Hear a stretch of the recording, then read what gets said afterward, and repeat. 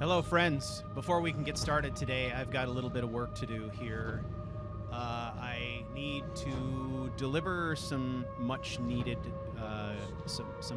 graphics to Gemma.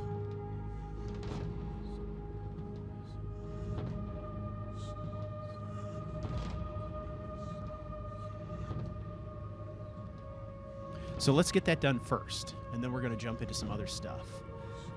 So, let's see.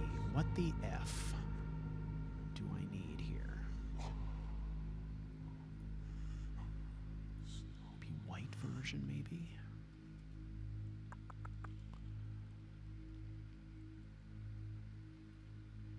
Okay, so basically I created the intro logo reveal and then rethought the text after some feedback from you guys and some time to let that marinate. But it means I have to reproduce those videos again, which, you know, I've got everything templatized now, so it shouldn't be that big a deal.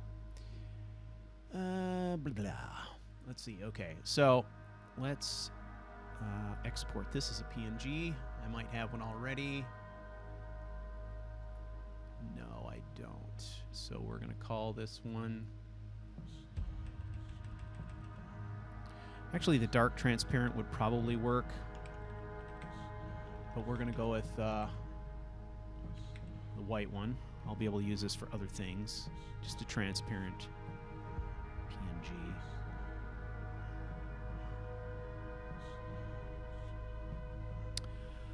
Okay.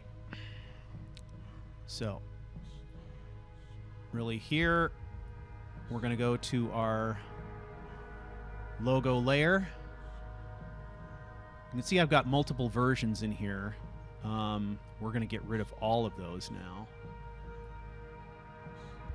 So let's import this new file.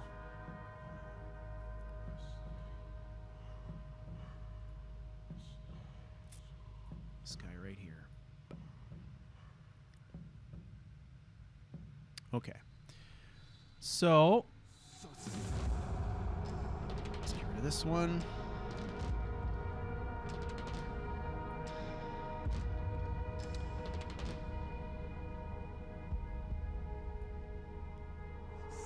This one here. Silver one's got to go as well. Okay, let's go back to our render. All right, now, in order to get this to work, I also need to take our text holder and I got to reposition this text. So we're going to get a little bit later here in the render so we can see the positioning.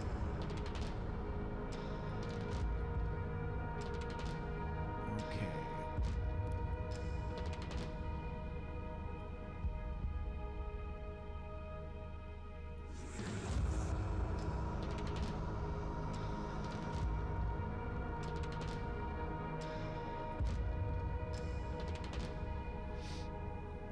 Yeah, the After Effects action, this has basically gotta happen now.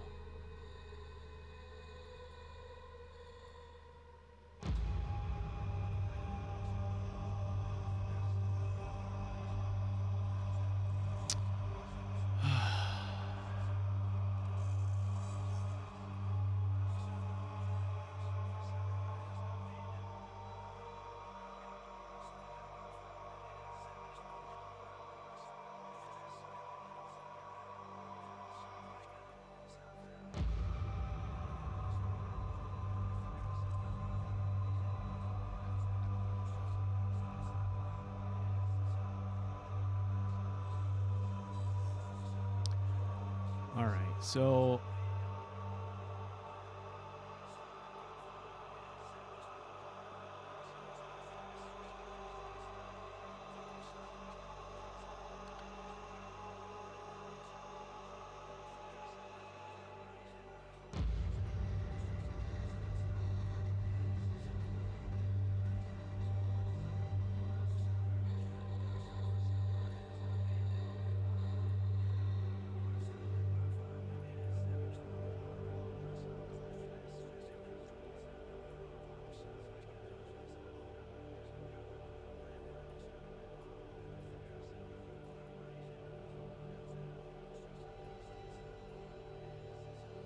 Ugh, fuck. I can't remember how to isolate the text and move it.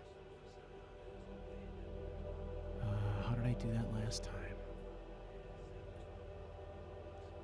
Okay. Here we go. All right, here we go. Text holder. Okay. I wonder.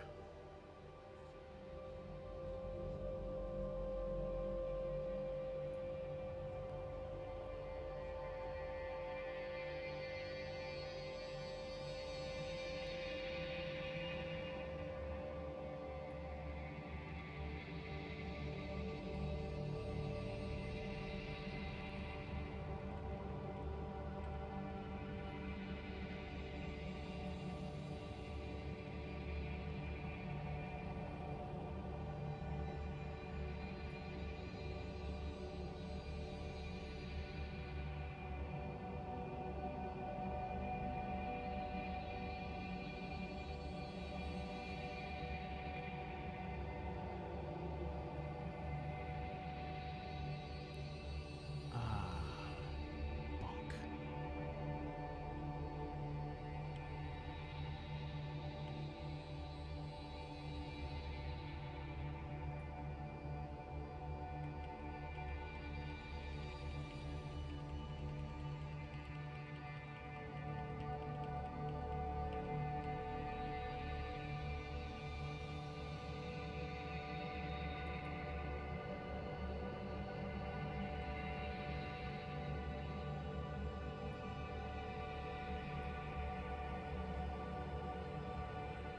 Okay, what I want is I want all of this text to move.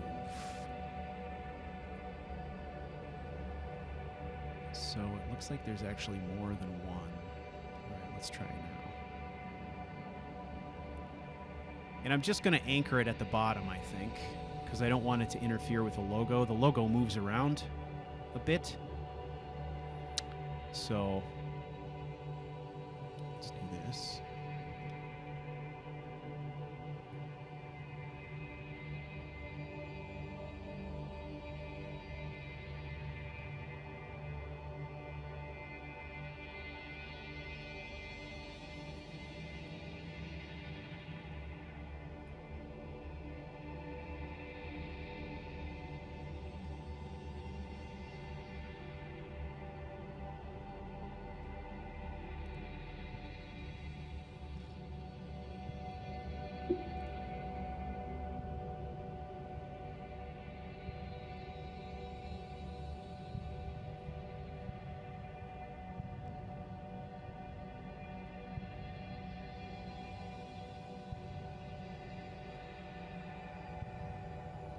I just want to see where it comes in here. And make sure that it doesn't do anything weird.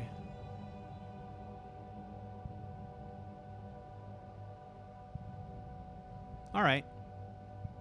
It slides up ever so gently, right along with our logo. And then we have our fade out. Okay.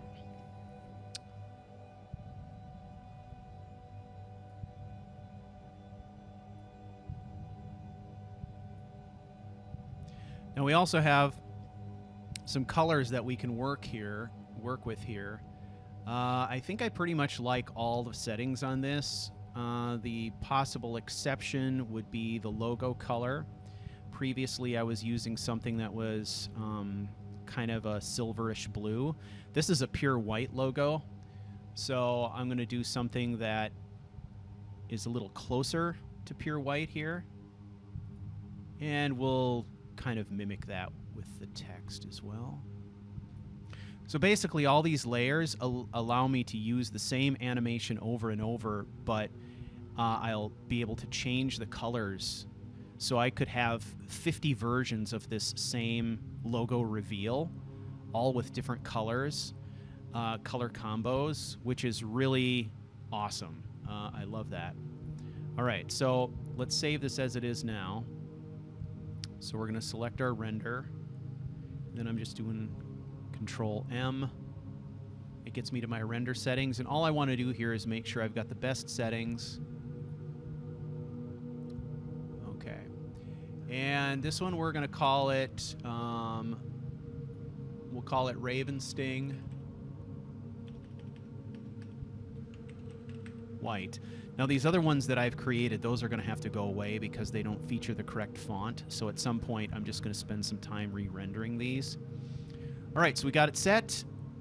Now we set it to start rendering. Now it's going to go through and do its thing here. Okay. So the reason that we're doing this, of course, is that I'm going to have logo stings at the beginning of all of my videos. I'm still on the fence as to how I'm going to do this.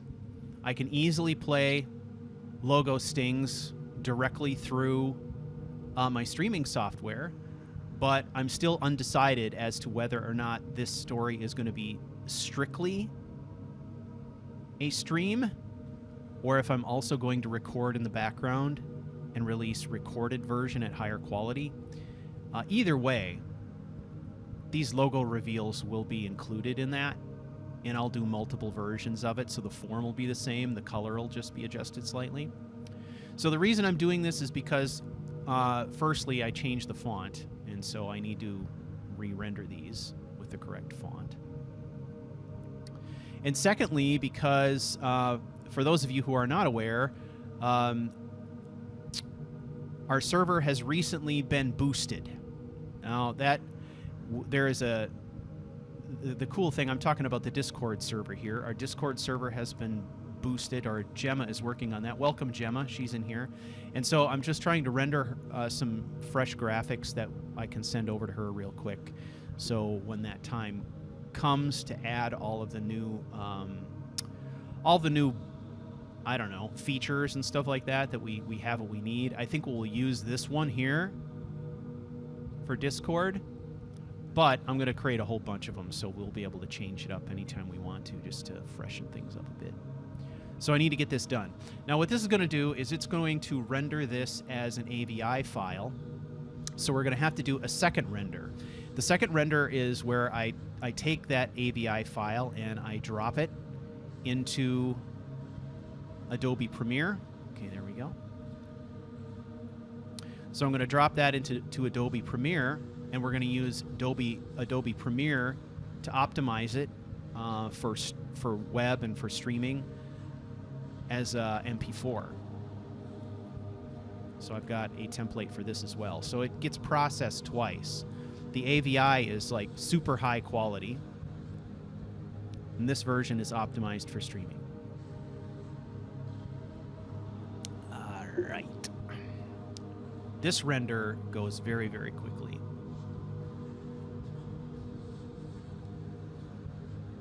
Okay, so first let's import this into the project.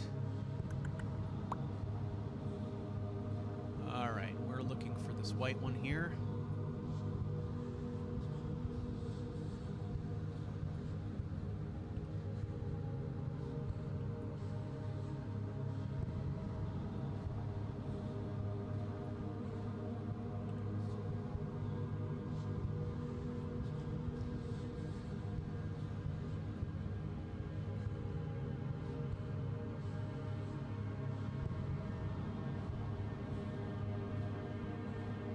Very simple.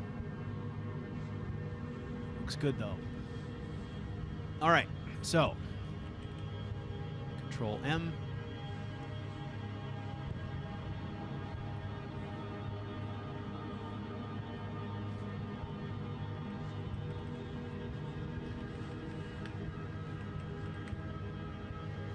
So I'll have two versions of each one of these reveals. One at super high quality, so I don't know if I ever decided to make an IMAX movie. Okay, so we're going to queue this up. And like I said, this render will go really fast. And then we'll dump it out there where we can give folks access to it.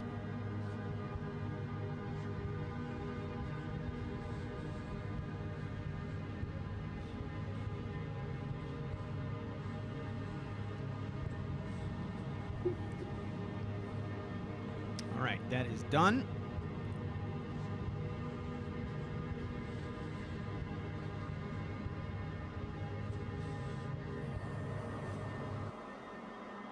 In total, it's an 11-second logo reveal. So, about right. 11 seconds.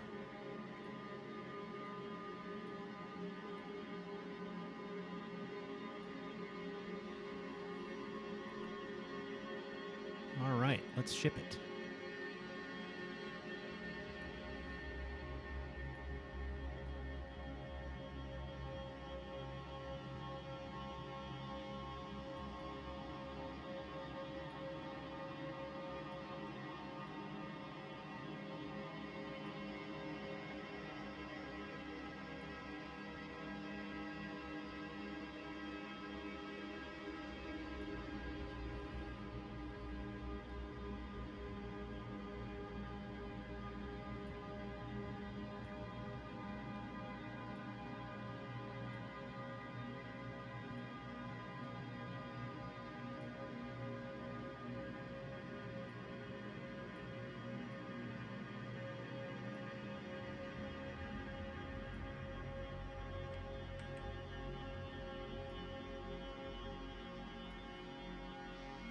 Aight.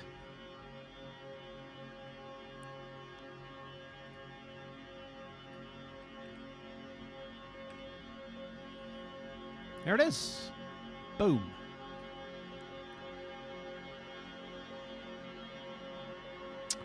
The original is made in Adobe After Effects. It's rendered in Adobe After Effects as an AVI file, and then optimized in Premiere.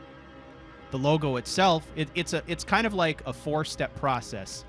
The logo is initially created in Illustrator as a vector. Then I create PNG files out of it using Photoshop. Those PNG files are imported. Jesus Christ, what song is this? I love this song. Wow, that's majestic. Hang on. This sort of person I am. I hear a good song and I will literally stop in my tracks in the middle of the street. I gotta be careful. Yeah, there's a reason why I added this to the playlist. Oh, that's gorgeous. Anyway, where was I? Oh, yeah. So, yeah. PNG files created in Photoshop. PNG files are then imported into After Effects. Animation is created in After Effects, which is then imported into Premiere and optimized for streaming. Okay, all of this is coming from the unpledged playlist on Spotify. Okay. And this song is called The Sense of Dust and Sheer.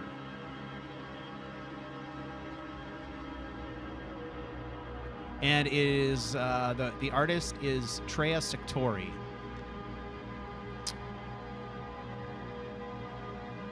That's just beautiful. Absolutely gorgeous. Okay, so hopefully that's what you need, Gemma.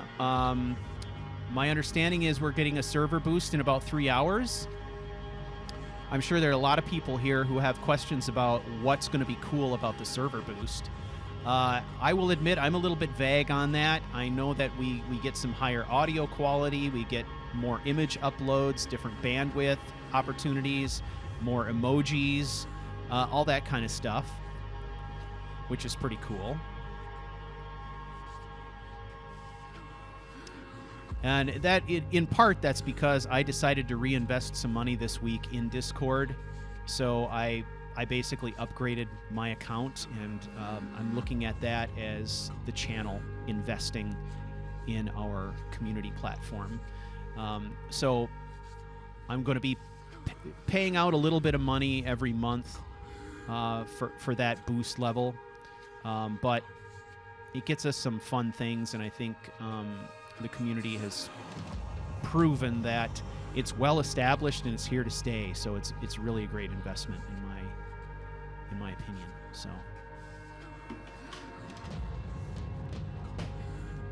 okay, now where was I? We got that done. Shut these down.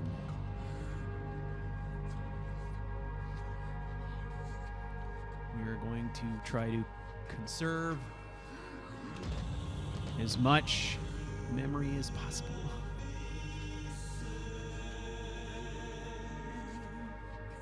All right. Okay. So, question, before we get started, can everybody hear me okay? Everybody hearing me okay? Are the sound levels okay? Music's not too loud? All right. Good, I'm glad it's interesting. I like to provide interesting content for you, to the extent that I can. All right. So today, I really want to try to make some progress on a new profile, okay? This is what has been done so far. I will walk you through what I have done to this point. Okay, so we've done a lot of play testing to this point, and I have created 3 different profiles. So if you look at this, you'll see CWTV 2, Environment, Environment 2, and Environment 3. Each one of those were test environments, and you can see how as the iteration goes up, the number of mods included also climbs.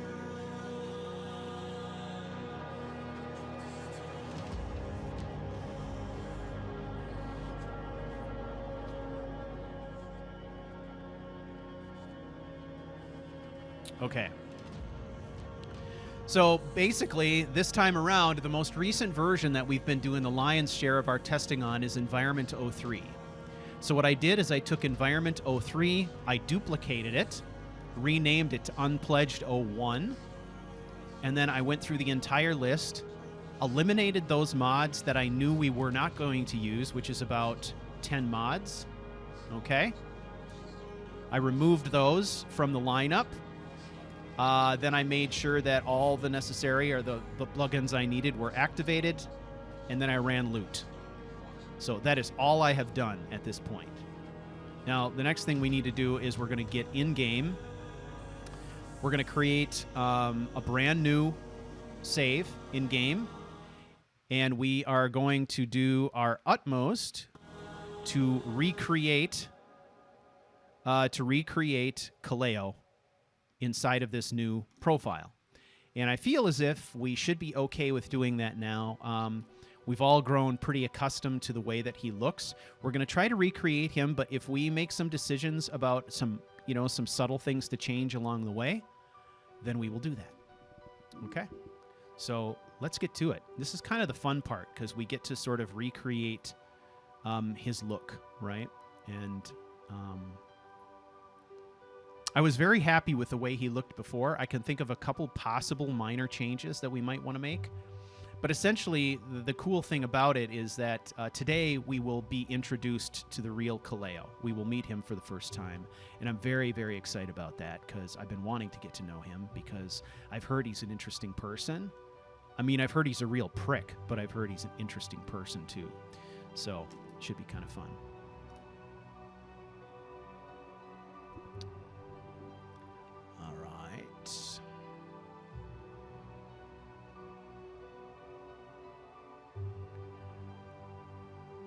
All right, so here we go.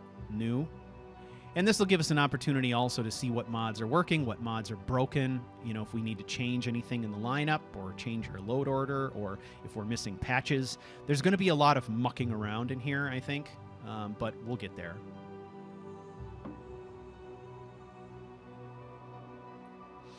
And there's a few custom mods that need to be reinstalled right now, but we'll get to that. We're going to take it one step at a time.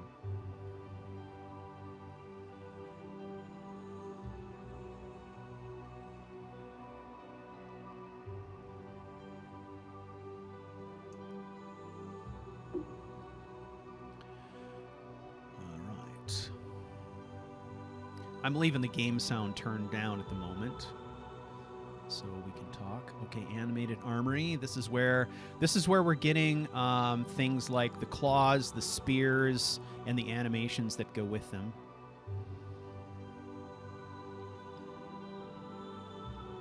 Got a whole bunch of shit initializing right now. Now you'll notice that I have decided on Unbound, okay? Primarily because Unbound will allow us to sort of turn off as much of the Dragonborn stuff as we want to. All right, let's, we'll say customize. Armor. Headgear. We'll say none. Again, we're going to be importing kind of all of our own gear here. We'll be outfitting him manually in pretty much every way. Okay. Let's see. Let's just do a random weapon and see what happens. That'd be fun. Okay. And what we're going to do is no magic to start with. Dragons and Dragon Souls. We're going to customize this. Okay, time delay. Level delay. No dragons. Word walls only or all dragons. Okay, we don't want the emphasis here to be on dragons. So we're going to say no dragons. Dragon Souls, we are non-Dragonborn. Okay. Non-Dragonborn shouts, we're going to disable that. Okay. And we'll just do starting location in a city. That seems convenient.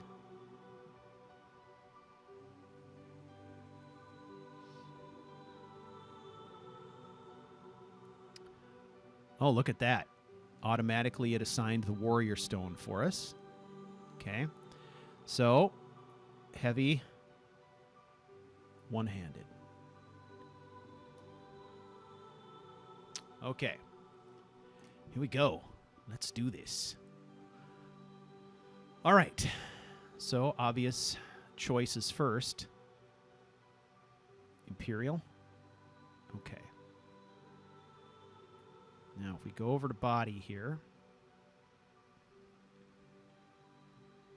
this is the preset that I started with right here.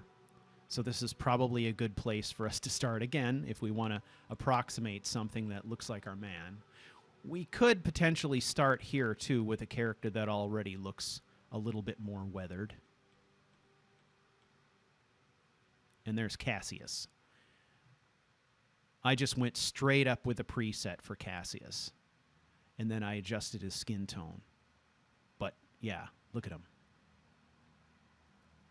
What are you looking at? Get to it. This is fucking boring. Okay. I think we're going to start right here, and we'll age him ourselves. Okay. Now, he's a man of the world. I'm going to make his skin a little bit darker. We'll max him out in size. Okay, now the complexion. We aged him a bit, but not too much. Now, remember, in our game, this is a guy who is kind of in his mid-40s, but he's spent a lifetime at war and living outside. Let's give his face a little bit of character, right? I got a new member. It's Gemma Faye. Who's this Gemma Faye person? Everyone, welcome her. Woo! Yeah, awesome. You know what? I got another idea, guys. So I'm putting some major emphasis on the Patreon support, right? And one of the things that I can do with Patreon support is I can integrate Patreon subscriptions directly into my live stream using Streamlab. And I can actually make it throw up alerts on the screen. You've seen people do this all the time. But what I'm actually thinking about doing is building it into the game. Now, I don't expect droves and droves of people to jump in and sign up for my Patreon. I don't think that's going to happen. But I think it will happen occasionally. So what I'm thinking of doing is rather than having some, fancy alert that flies on screen that says, hey, such and so just signed up. I'm thinking about actually building it into the story so that if that happens, if there is a Patreon subscriber alert, it comes with a custom audio file that I will create myself, and then the engine will activate so that he will go into bloodlust mode when somebody does that. And I'm going to actually build that thing into the story, which I think should be kind of fun. So, okay. Food for thought. Dirt, we're not doing. Okay, scars we are doing. Okay. Not across the nose.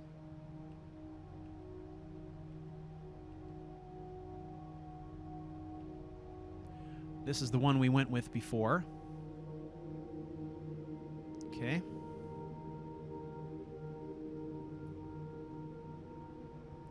All right, so I maxed out his weight.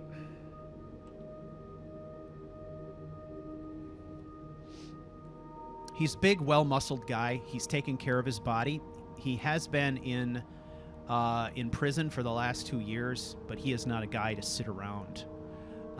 He would be using that time to try to stay in the best shape that he possibly could.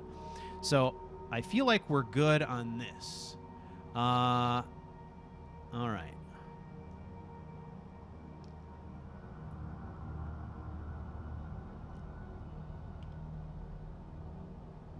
Complexion is good.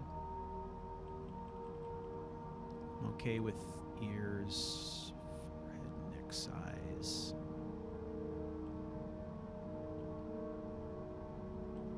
Okay, all of that is good.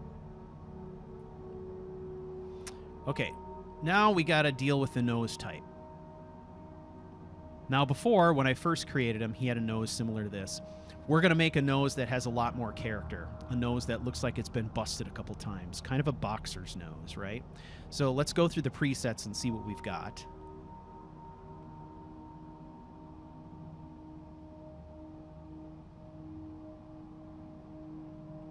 Okay, this one, 12.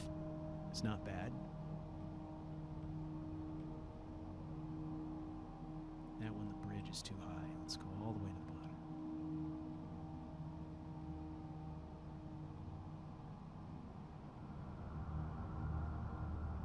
The only way to really tell is to look at it from all angles. That one's not mashed enough.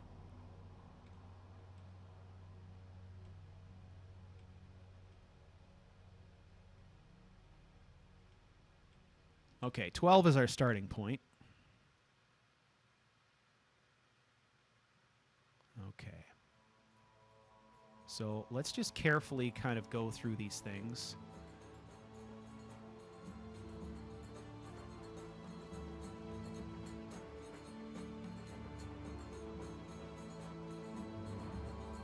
Nose length, I'm okay with that as well.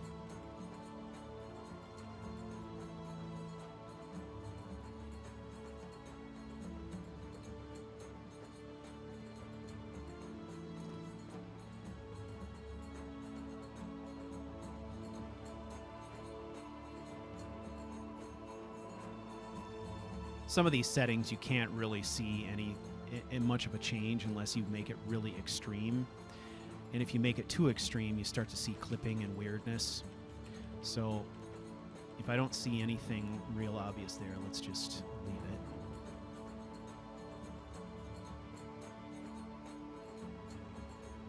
it. Okay, nose depth. Tip slope I'm okay with. Length I'm okay with.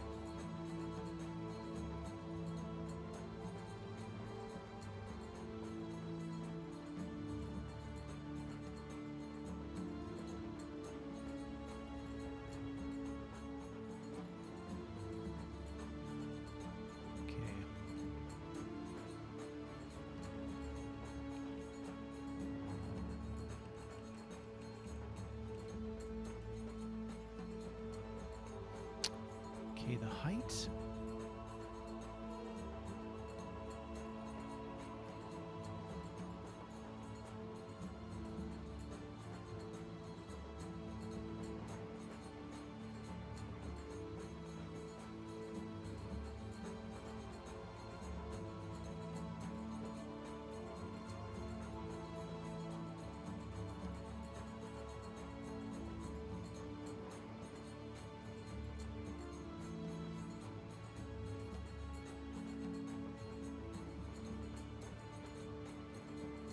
All right. I'm not seeing anything like I'm super excited about here, so if that's the case, I'm going to stick with defaults on these settings.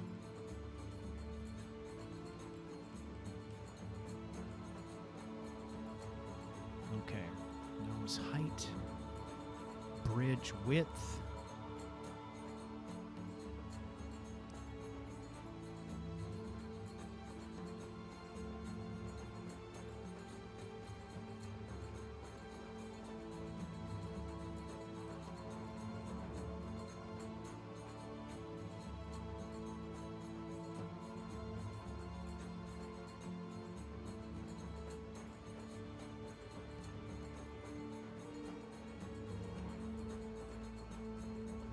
All right.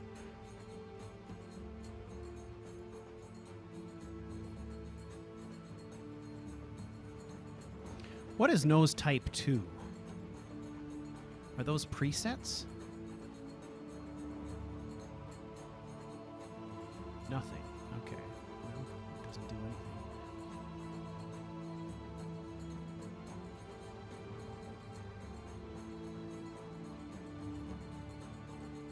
I don't see any changes from any of these really, like, that are super noticeable.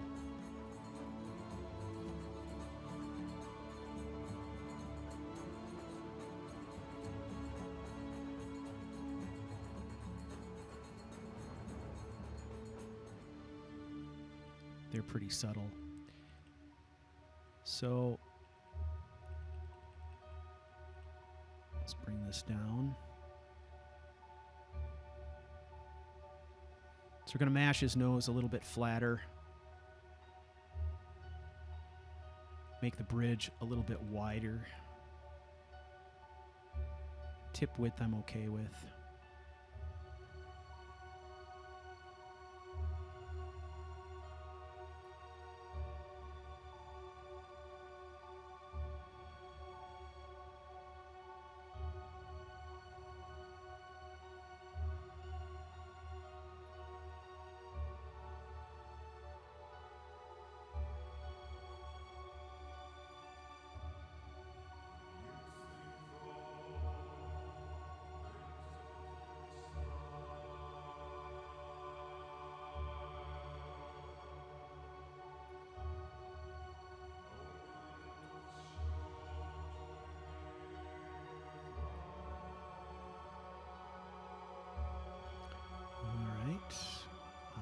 Eyes.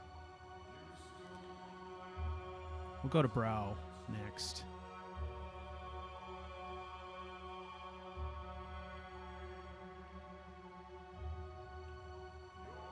Yeah, there's some clipping in the brow here too.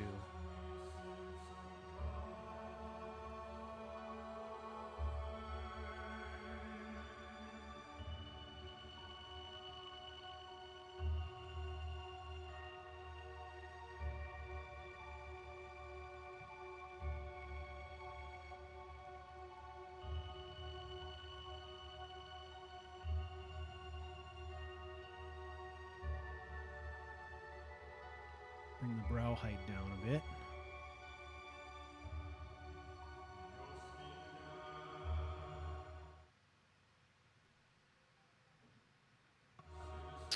Okay. More work to be done here. I got to figure out why this clipping is happening. There must be something that I can reverse here to make that go away.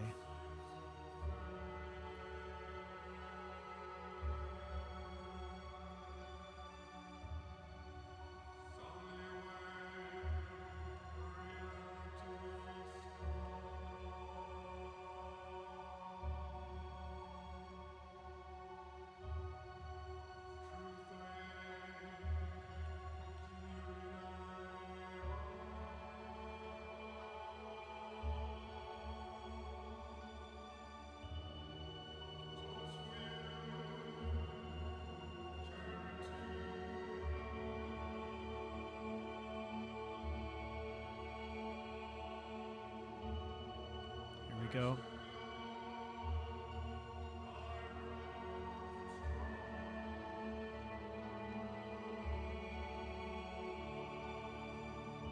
Okay, we're finding the happy medium here.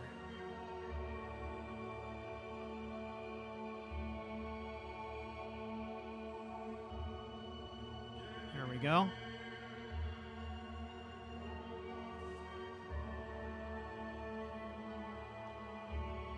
All right. Bringing the brows down just kind of creates a nice scowl as well.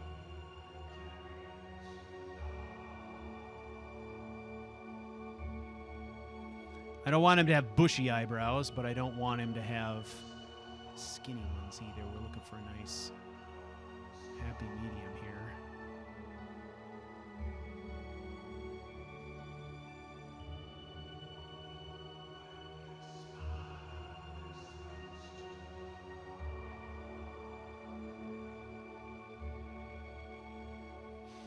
All right, that looks pretty good.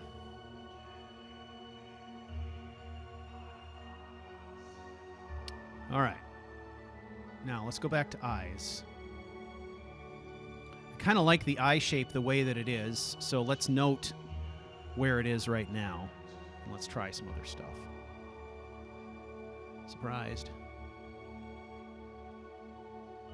Ooh, that's not bad. That's a little bit of a squintier look, right?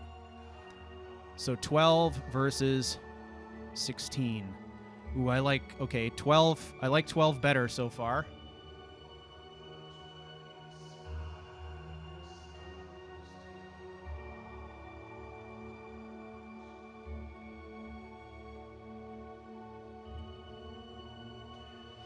Yeah, this is a good look as well, but I don't like it as much. So we're going to go with the squintier look. And then the eye color, I was thinking of staying with this kind of hazel. We're not going to do anything funky like white or black eyes.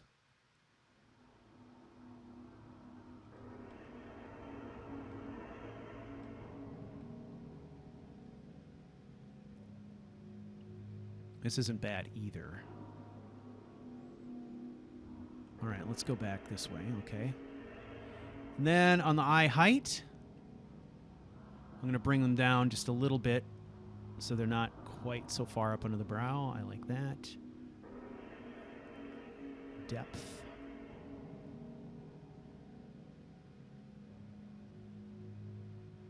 It's pretty good. It looks like a pretty lived-in face. All right.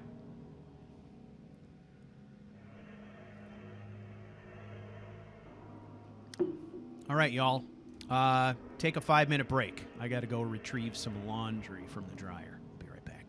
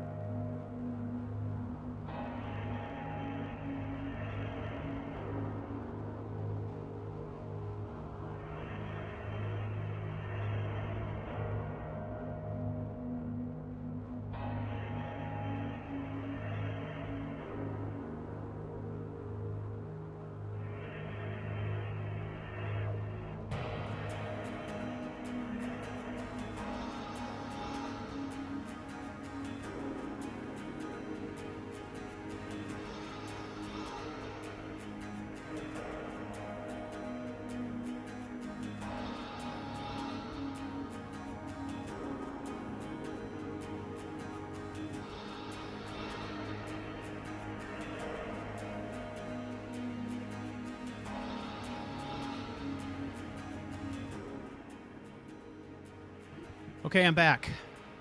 All right, guys, how are we feeling about Kaleo so far? Okay. His face is a little different than before. I would say his face is a little bit heavier at the moment than the previous incarnation of him, which makes him look a bit more rugged and perhaps a bit more youthful. However, I think the complexion we've chosen kind of helps with that. All right, let's move on to the mouth shape. What we've got here is not bad, but let's cycle through them. So remember, this is number 8.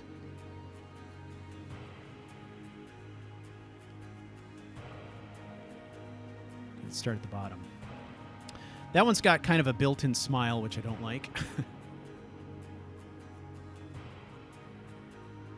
Sort of neutral.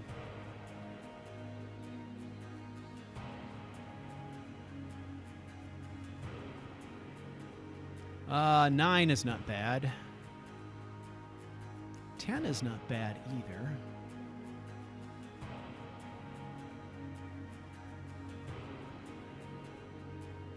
He's got a nice profile. I like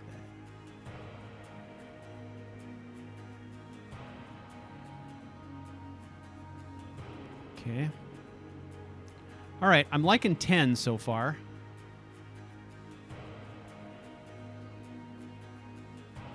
We don't want pouty lips, eh? No pouty lips. All right, the 10s have it. I'm actually pretty satisfied with his mouth height. I don't like to mess around with mouth height too much because then it starts screwing with beard clipping and you get all that weird stuff. So these settings, actually pretty good with that.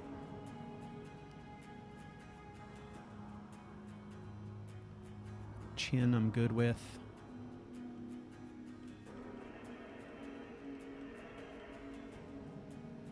Okay.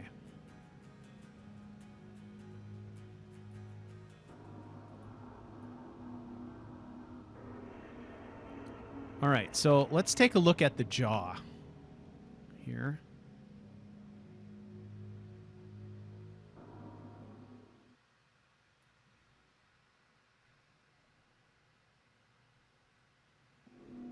My music keeps pausing because I get unwanted incoming calls. Okay, let's see about the width. There's width and then there's depth. Let's look at this depth first. Again, this has potential to really screw with our beard setup. You know what I'm going to do? I'm going to leave this. I'm going to leave it for now. I feel pretty good about it. I mean, he's got a nice kind of well-proportioned face. So I think the more important thing is the hair at the moment. So let's figure that out. First thing I want to figure out is the hair color. Now, what I'm thinking about doing, last time around we went with more of a golden hue, but I think this time around I might go with something that is gray. So let's go through the presets. Okay. So we've got a good starting point with some of these. Here's a darker gray.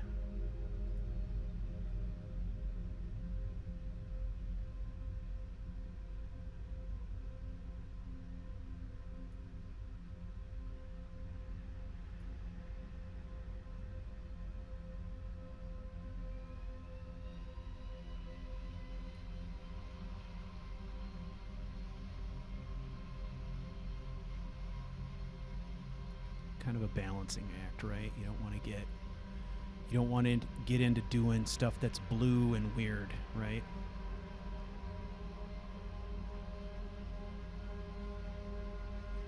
Now, to me, it looks like there's some clipping going on under the nose, right?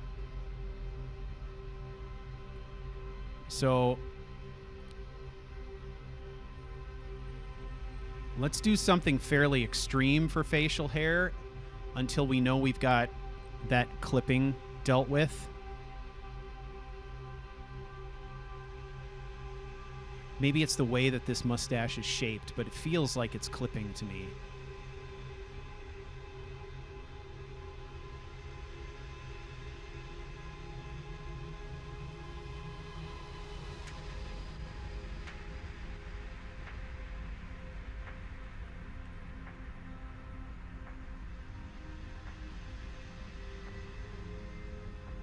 Maybe it's all right.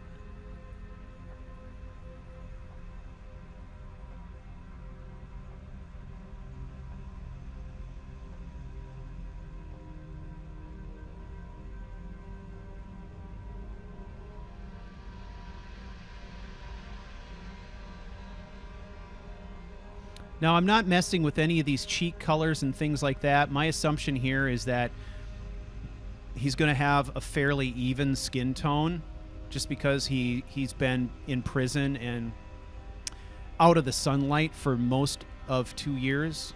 I'm sure they let him out from time to time to get some air, you know, some fresh air. But okay, I think we're good. I don't think we're getting any clipping. I think that's the way those things are shaped.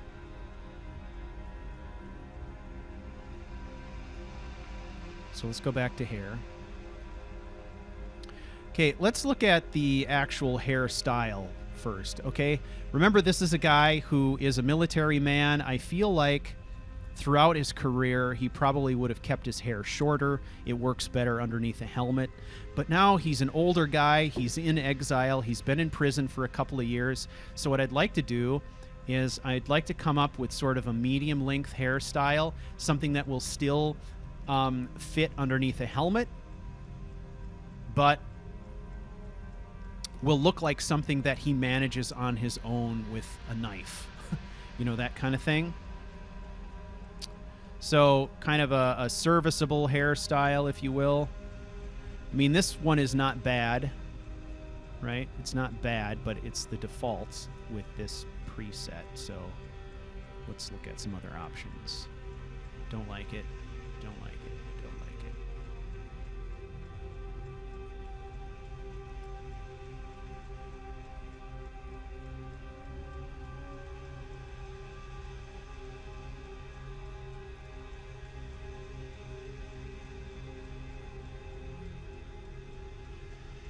Okay, I've always liked this one, but I'm not going to use it because that's Robard's hairstyle, so we're not going to use that. I don't like this one because I don't like how much forehead is in there and how it's parted in the middle. It looks weird. This one seems like it requires too much maintenance, like it's too long. Those are just dumb. So this one's pretty good so far. Now, the other thing to remember here is that during the course of the story, he's going to be wearing his headband when he doesn't have his helmet on. So it would be kind of nice to have something that works well with that. That's to Ulfric. This isn't bad. I like the ones that where you've got pieces of hair that kind of spill over the front and would kind of hang out over the top of the headband, maybe. It's not bad. It's still a little on the long side, and the braid isn't exactly right. So this one here is probably better, but still, that's a lot of hair hanging out from under that helmet.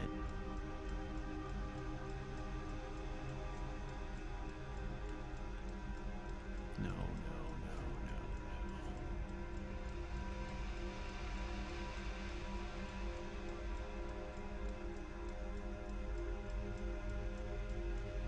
Parting the hair, that is something that he wouldn't do. Okay.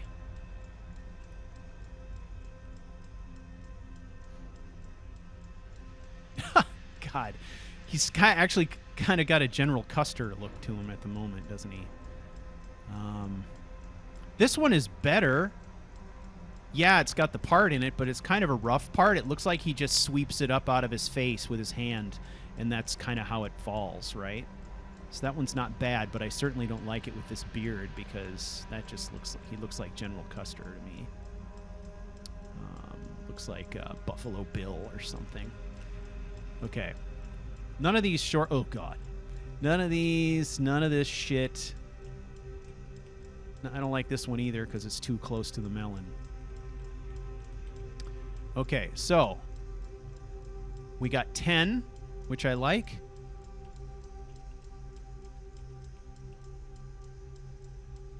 This one I decided no.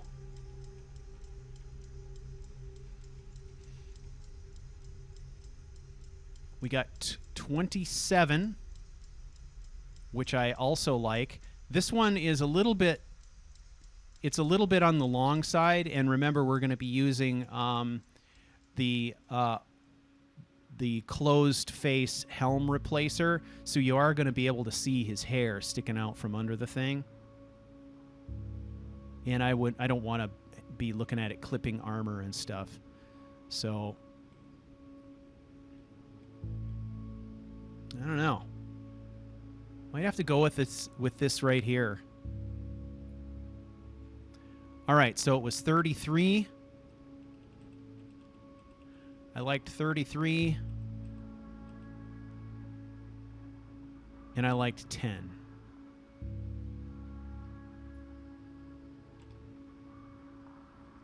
Any opinions, ladies and gentlemen? 33 or 10?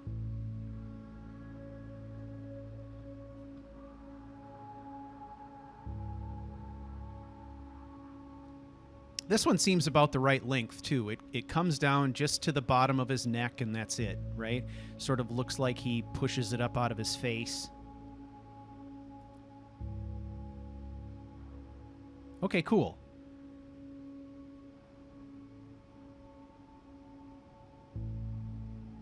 I like this one as well because it's also not the default that came with the preset. I feel like we might be less likely to find other, characters in the game that share the hairstyle. Yeah, this is good. So we'll try this. What do you say? We'll try this.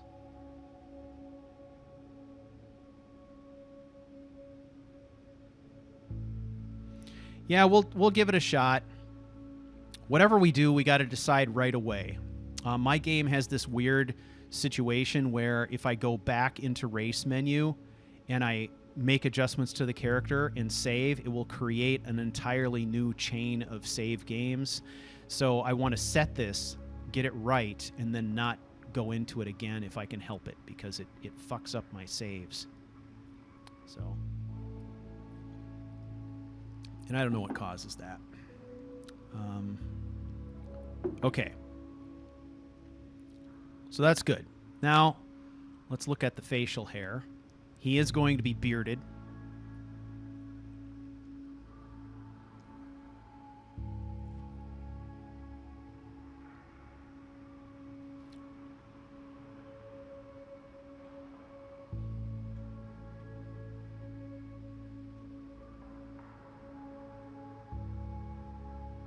Okay, so we've got a neatly trimmed beard. He's not going to have big, long, epic beard.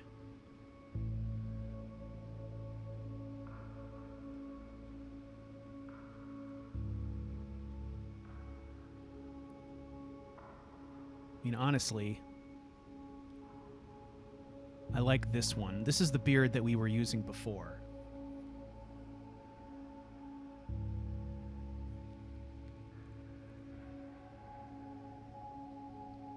Okay, I'm seeing some comments in there. I think this one really looks good. Are we talking about this one or a different one?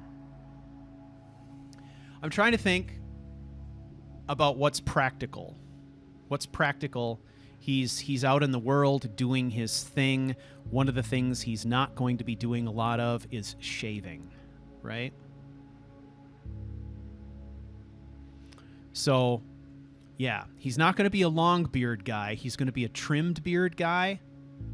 But I like the idea that, you know, on the trail, right, he can use a knife or a razor to keep himself looking good, but he wouldn't shave his face.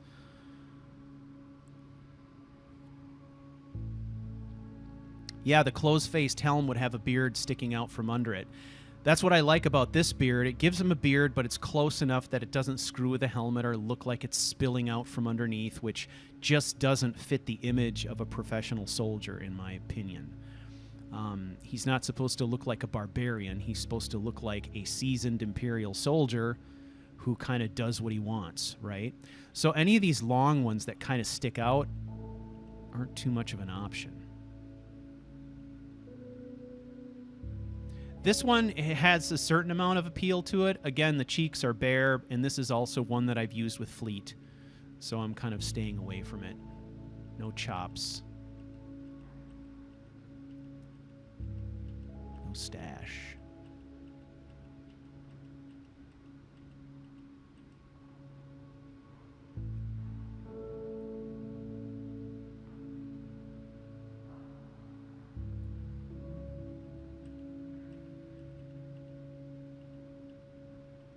Well, yeah, when you look at this, you can definitely see there's some weirdness going on around the nose, right?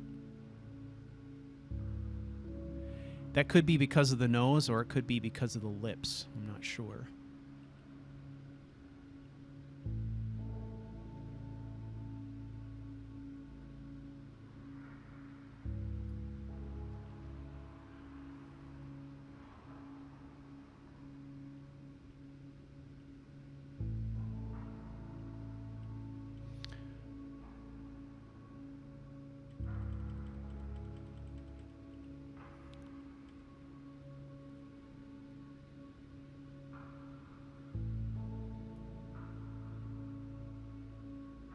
All right. Nope. No. No. Maybe. Maybe. All right.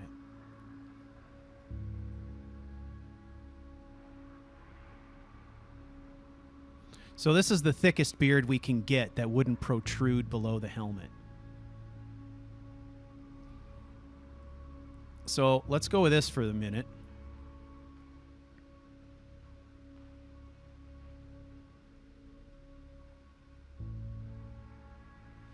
Now let's play around here.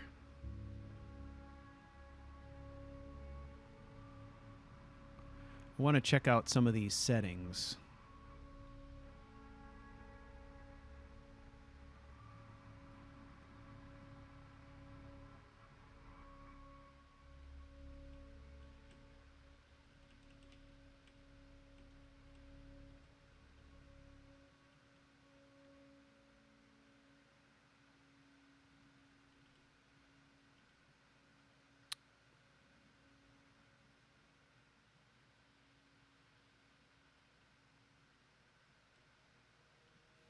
Upper lip height. Let's just mess with this for a minute.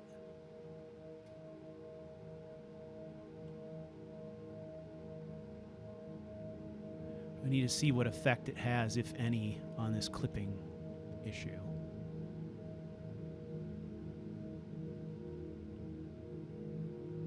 Okay. Nothing too stunning.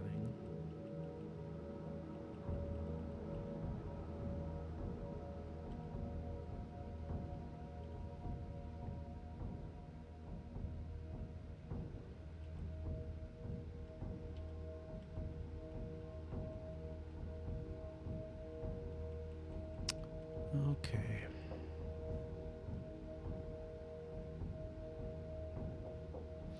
All right, I think that's good. So brow, I feel good about the brow. I feel good about the eyes.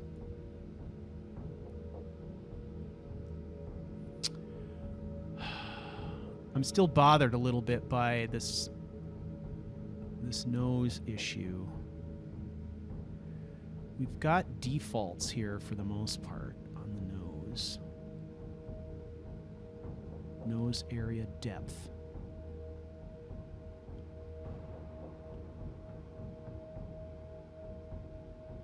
Look at that. You see it's making an adjustment here.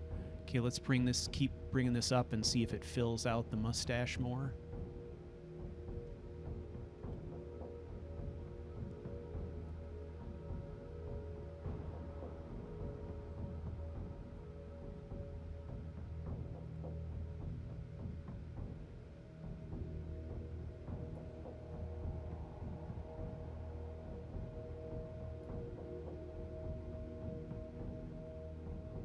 Okay, diminishing returns. but you can definitely see it has an impact. All right, so let's just set it to 1.5 and leave it. That looks a little bit more natural to me now. It doesn't look like it's kind of clipping so much. Let's see. How about nose depth?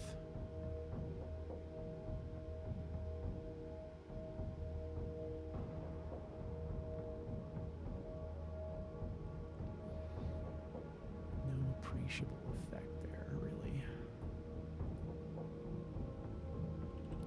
All right. So when all else fails, if I don't see any movement, I just go back to 0. So I'm nose type, nose height.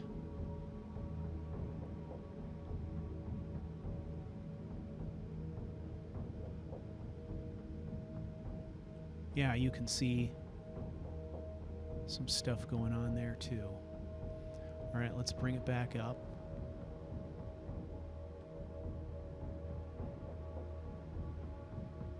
Oh yeah, now the mustache is filling out.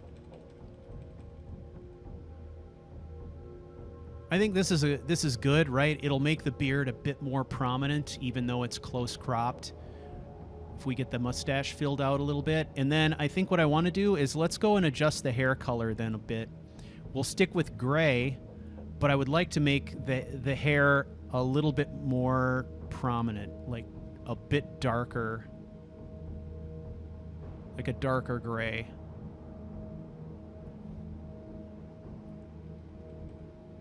So we see the beard a bit more.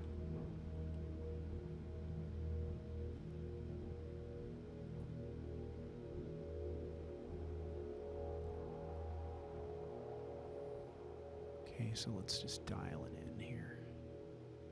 Okay, before it was like probably, I don't know, right in this area, which blends a lot with a skin tone. So let's make it a little bit darker gray. And then let's go play with that skin tone.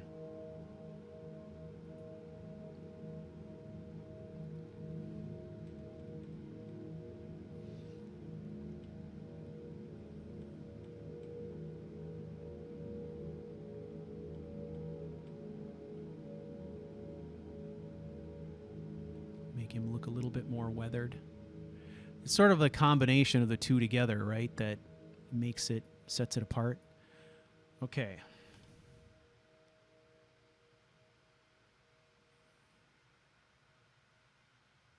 All right, how we feeling now? Remember, guys, this is a dude we're gonna have to live with for months. So we gotta get it right.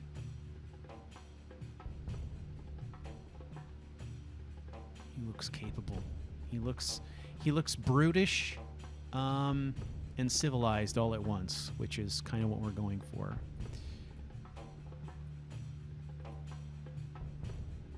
All right. So then what we're going to do is once we get in game, one of the first things that we're going to do is make an adjustment to his expression so that we will make kind of a, we'll basically be making angry into his default expression, either angry or disgusted. That'll be his resting bitch face, if you will. Okay.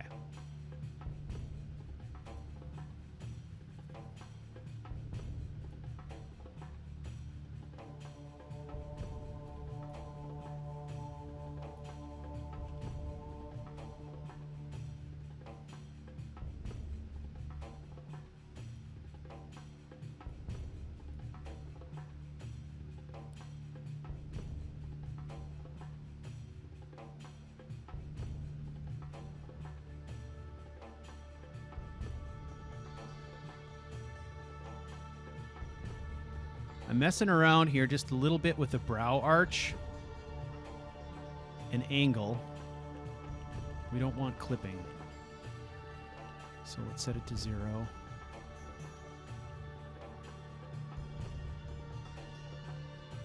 Depth, width, slope.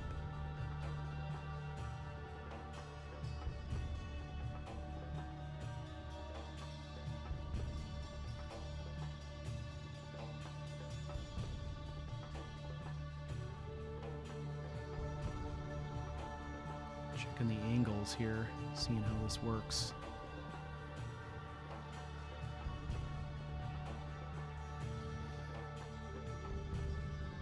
Now, if we bring the backs of his brows up ever so slightly, it emphasizes the scowl, which I like. So let's bring that up to an even 0.6. And let's make sure there's no clipping.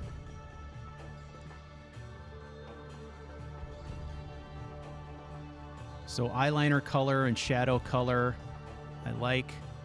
The tint, I like. Little dark. Hits smoky eyes. All right, I think we're there, guys. All right, let's do this. We are done. All right, now, here's the question. This is a question that has come up previously that we now need to make a decision about. Whatever we choose here is how he's going to be referred to in correspondence. All right?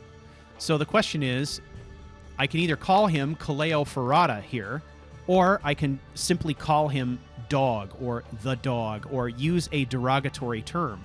So when people send letters to him or write about him or put his name in contracts or things like that, we get that sort of derogatory reference, which would be a way to emphasize his lowly status in the army and basically the way people view him across the countryside. Okay? So the question is,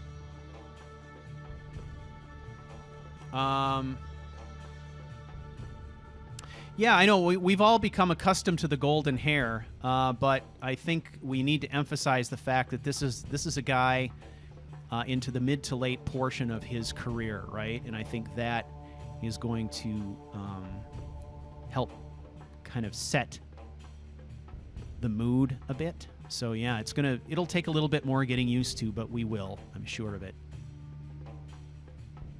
So here we can do something like, what we need to think about here is what the people of Skyrim will know him as.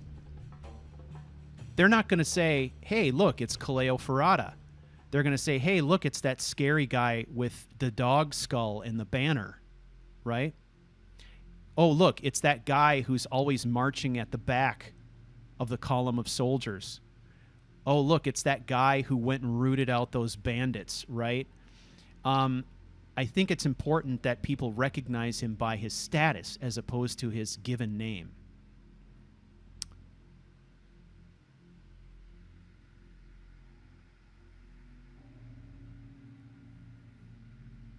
I think so.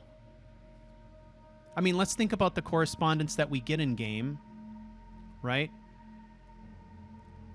There aren't that many of them, but there are a few. And I think, honestly, the one that we're going to see most often is when the Dark Brotherhood tries to kill him. What is that contract going to say? And also, let's remember that when he faces enemies in the field, there are often situations where those enemies are going to call him a dog or a dirty dog, right? So we'll have that to kind of reinforce that. We really want to leverage what the game already does well, which is to insult you with that particular term.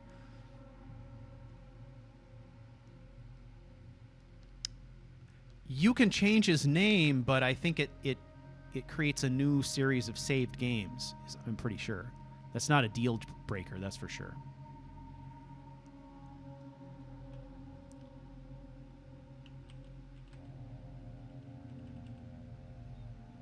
So, dog isn't enough.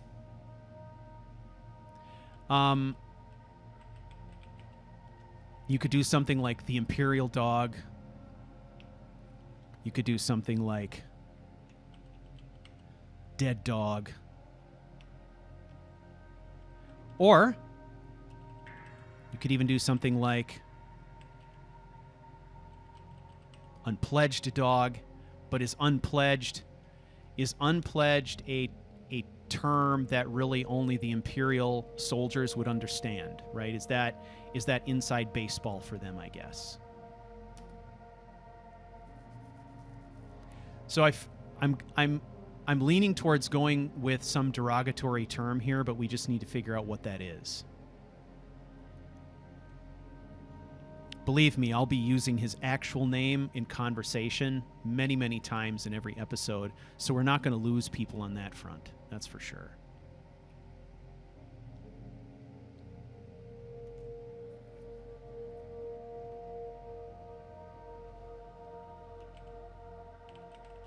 Could do Black Dog. I kind of like Black Dog. Remember, his armor reflects that as well. And the insults in the game will refer to him both as a dog and dirty dog. I sort of like Black Dog. So it would be people looking at that, right? I mean, his base color is black, and he has the dog skull, and he has the banners, right? If people just called him Dog, they wouldn't understand in conversation if they were talking about Kaleo or the neighbor's dog that was annoying them, right? It has to be distinctive enough so that if somebody said the dog in conversation, everybody knew what they were talking about.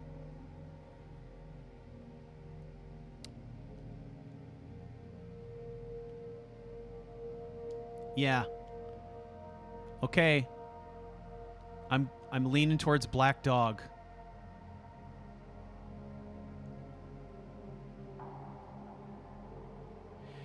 Black Dog.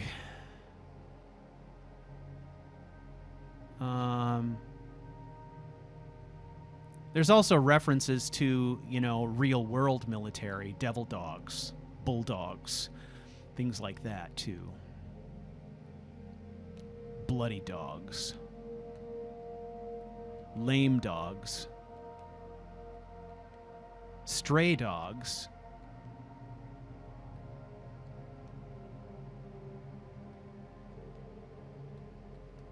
But I'm just thinking about what if somebody's walking down the road between two cities, they witness him in a fight, take down some people, some bandits in the middle of the road, and then just walk past them and keep going. What do they see? They see his shield. They see his dark armor. They know he's different than a regular Imperial soldier. What do they call him? Black Dog, right? So it's simple, it's concise, and it makes a lot of sense to me. Now, I'm guessing he's going to have other monikers that will come up in conversation later as well. All right. 3, 2, 1. Black Dog. All right. Excellent. Here we go. And watch it just crash. Explode. Religion. Okay. We are going to say none here. Okay. It dropped us in the Markarth. Now we've got a whole bunch of random shit that we need to do. First thing we're going to do is we're going to go over here to Face Light. And we'll try Face Light Dark for now.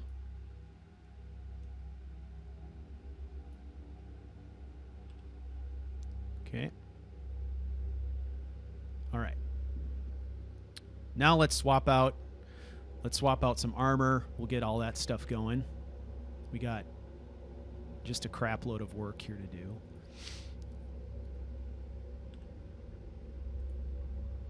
Okay. First, let's go up here. We're going to turn this off. We're going to turn this off. Whoop. Turn off, off. CW jump is the only one we're going to use right now. And we're going to reset Finis. So that'll give us our jump animations. Okay. Now, the other thing we're going to do is go into clean up your corpses. Okay. And we are going to switch off that widget.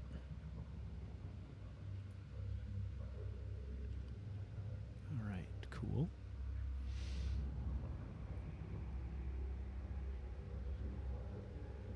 There's so many freaking things to set in here. All right, that's good.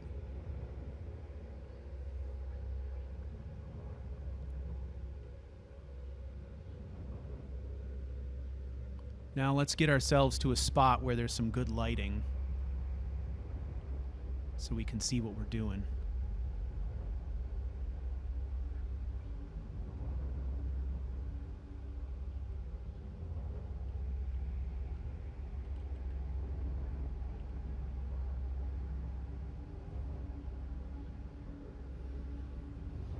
All right.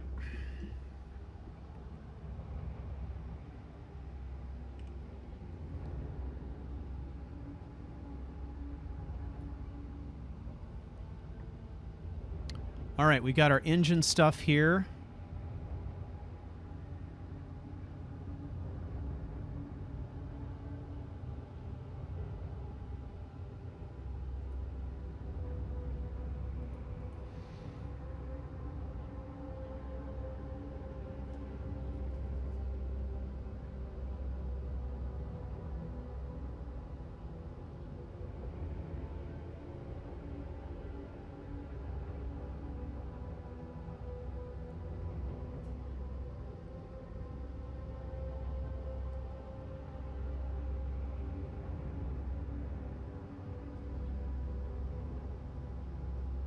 All right.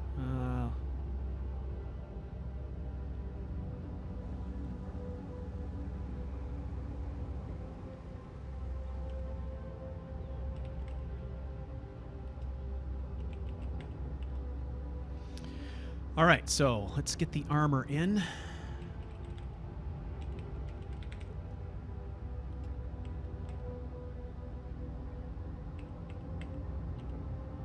So a lot of stuff to do here. So we got armor, boots, gauntlets, and helmet.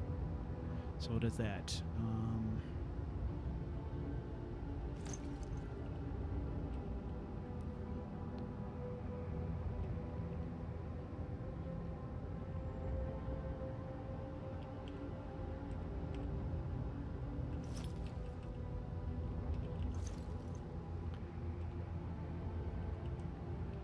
1D90.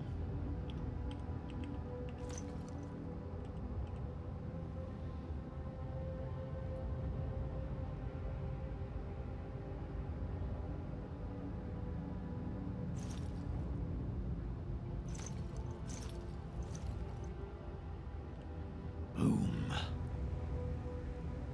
Okay. Looking good. Alright, first thing we do here is we hotkey this guy, and that becomes 8.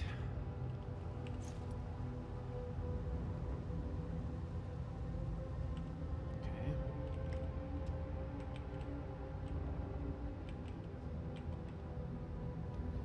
Alright, so the bandana, that is going to be tied variety, and it's going to be black.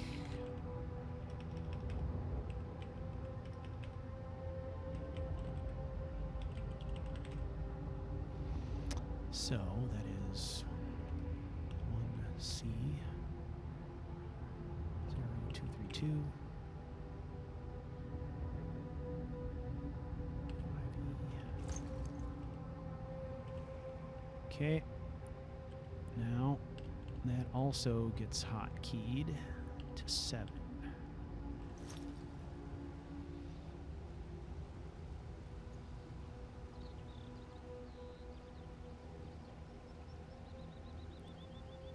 All right.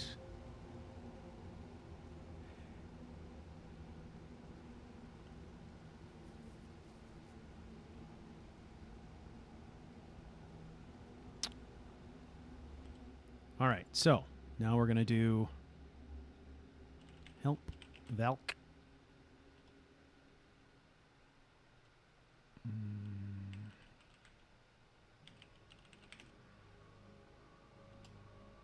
Eight 1 0 0 0 0 D63.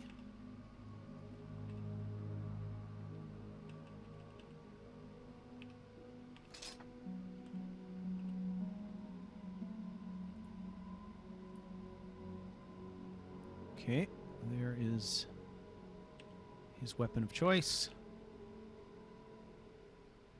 2. That is from a mod. The bell is. Okay. Next is our shield. So I just look for Viking. And then I'm doing a replacer here. So it's going to be the worn red variety, I think. We'll see. There's a bunch of them in here, right? And I got to make sure that I don't mistakenly snatch up one of those meshes that is for the back.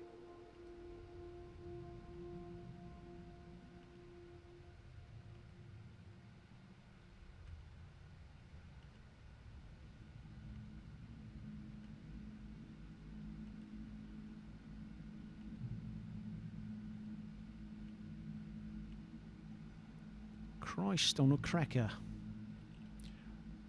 Let's try one of these. Gosh. I mean, the difference between these might be ones that are HD versus 4K or who knows what. 9.7. Hang on. I should have add item menu in here. I know it's part of the lineup.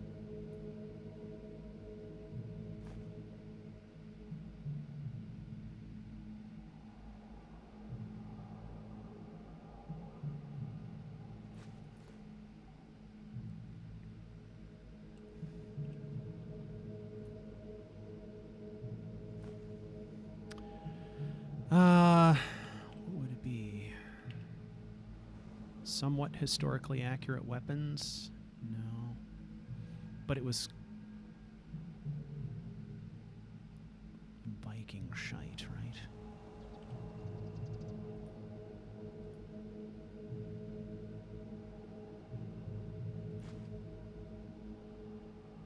Okay.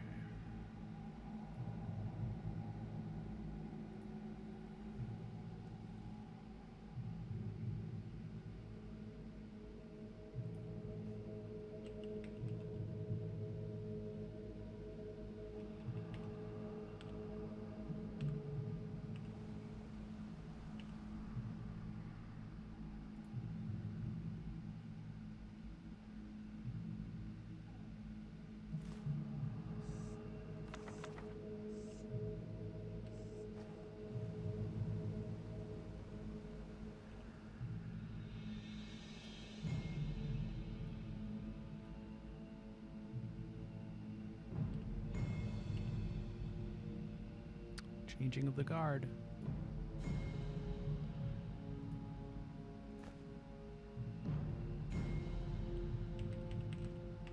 Viking? Maybe? Here we go. There we go. I just want to make sure that I'm selecting the right things, and it's easier to be sure of that when I'm using this method.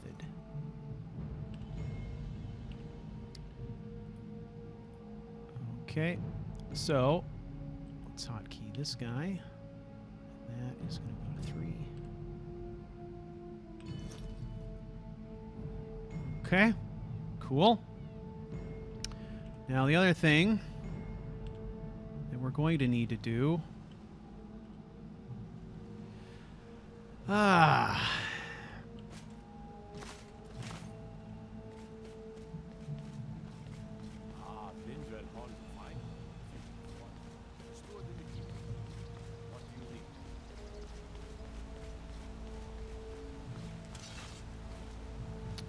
We're going to have some work to do here with animations and so forth that we need to figure out.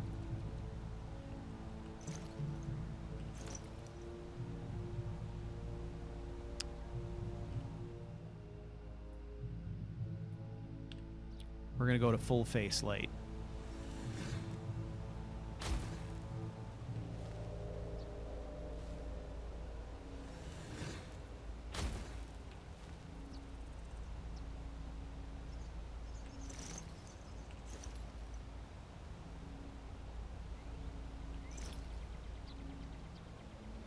Okay. Now we're getting there. Now I have textures, some new textures that I need to install for this armor.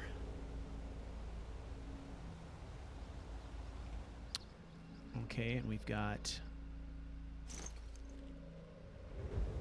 the engine version of this. With the sword. Excellent. Okay, that works.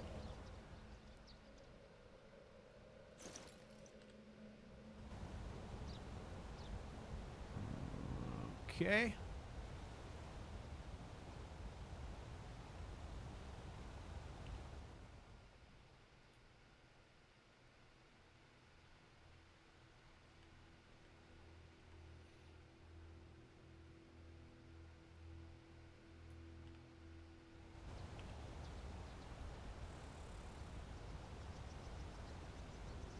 Okay.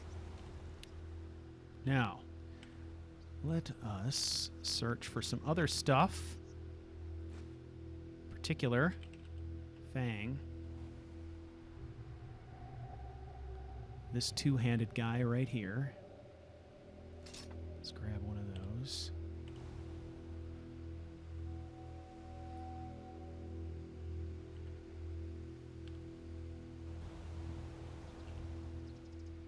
All right. So this is going to go to 4. Okay.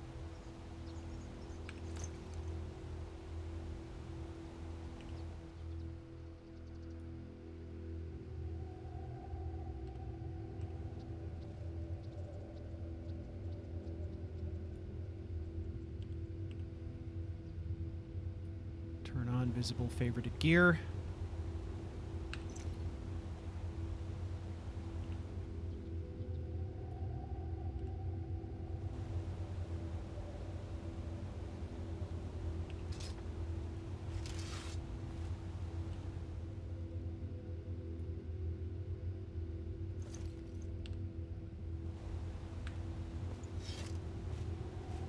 Okay.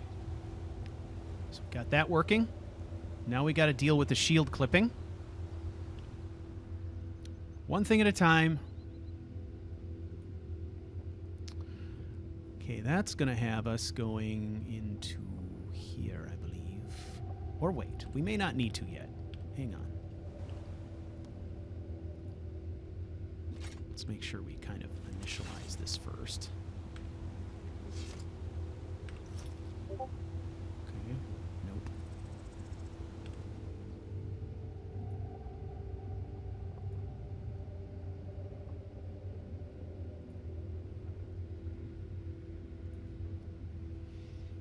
Okay, so we want to find our sword style.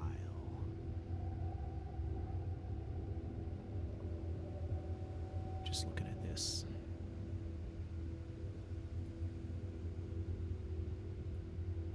Okay, great sword.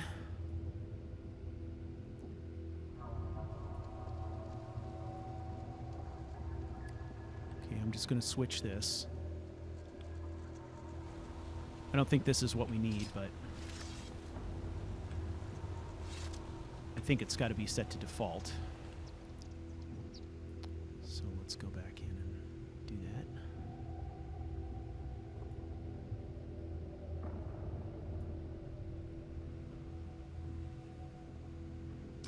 Okay, so set it back to default.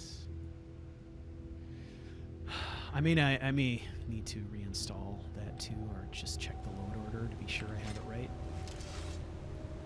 This was always the most problematic thing for me to figure out this one. Yeah. All right.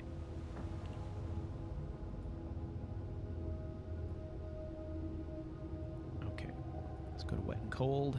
Got some things we need to do here. Enabled. Player drips, soggy feet.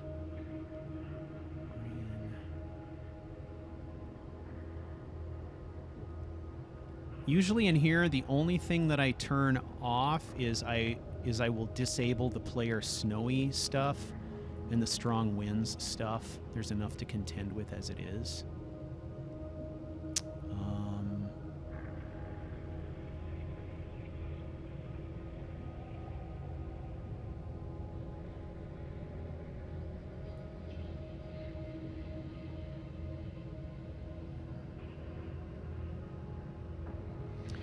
Okay.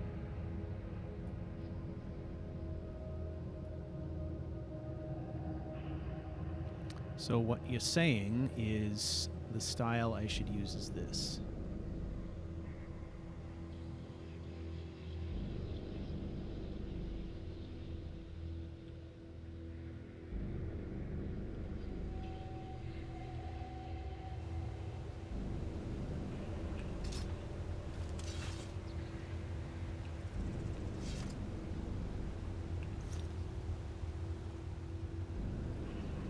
Okay, well, my guess is I need to check my load order or something.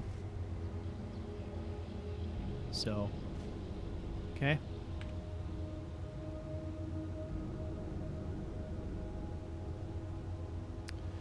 Okay. All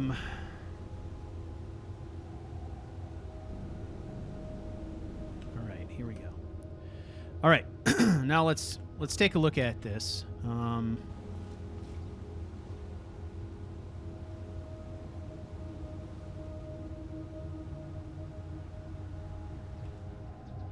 Help. No. Set AV. Mood 1. Now this is going to set the default. So we're going to run through these.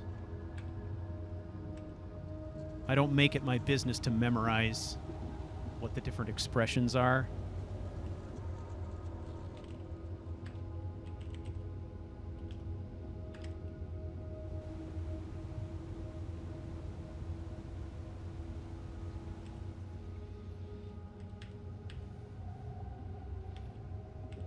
Now, I haven't found a way in the console command to set the intensity of the mood. It just uses whatever the default is for that mood.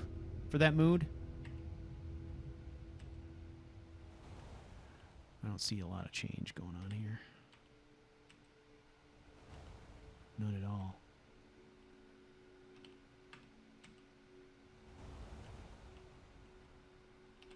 No mood change whatsoever.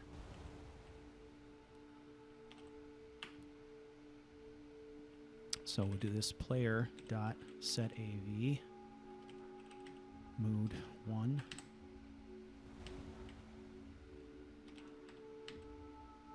No, nothing going there. Try that.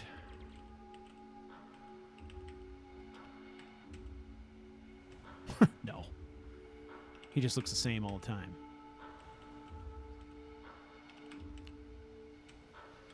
All right, so we leave it for now.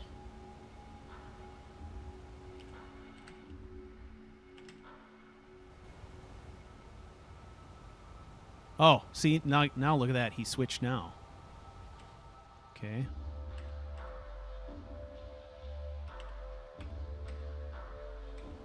There we go. Now he's waking up.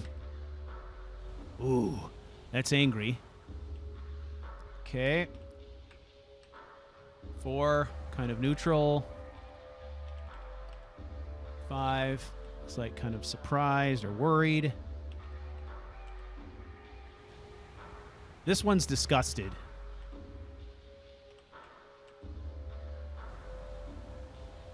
That one's kind of fun. He's got the brow arching up a little bit. Okay, so I would say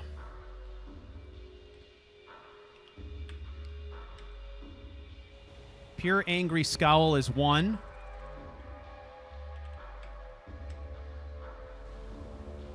Disgusted is 6. 7 is kind of puzzled.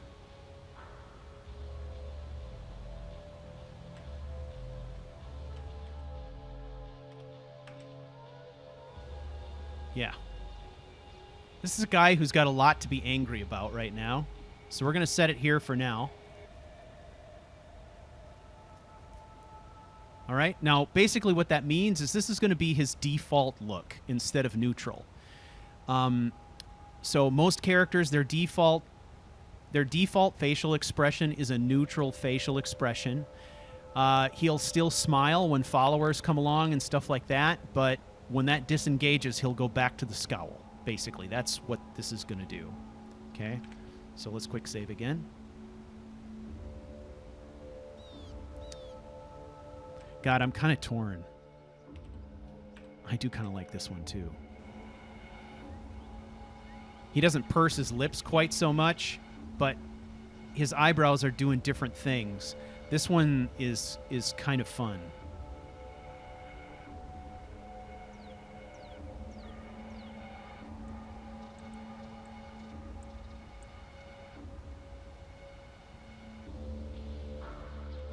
All right, I'm going to go with this one. It seems a bit more distinctive. More interesting.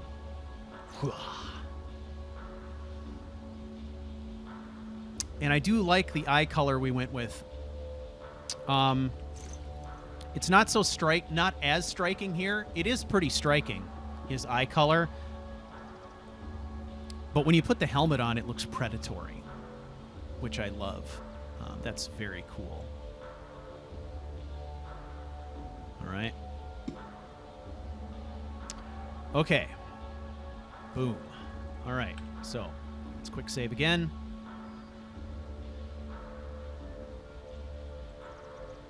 All right.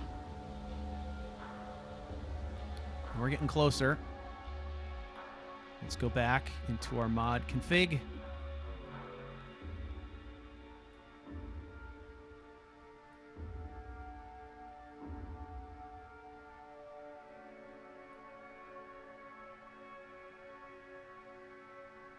Okay, this lets me enable holidays.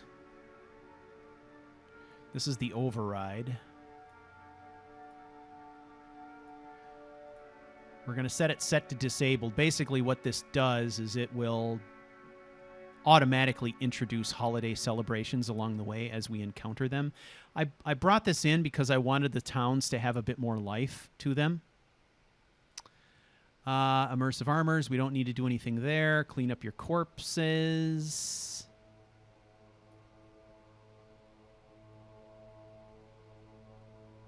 We can activate this.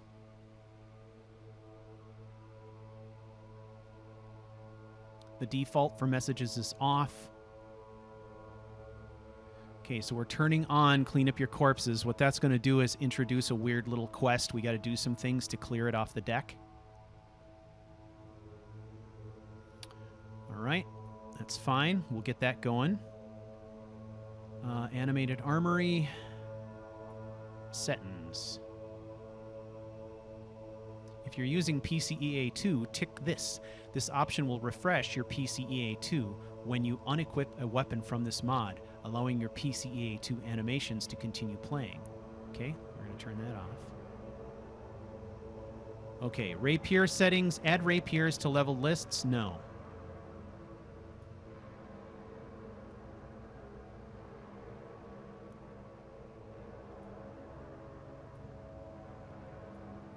Okay, I'm turning off the rapiers. We're going to keep in the halberds, which I like. I'm not sure about the claws. How do you guys feel about the claws? I've seen them. The claws tend to be used mostly by assassins and by Forsworn. We saw them in the play testing. I'm definitely interested in keeping in halberds, pikes, and quarterstabs, but I'm sort of on the fence about the claws. I'm not sure.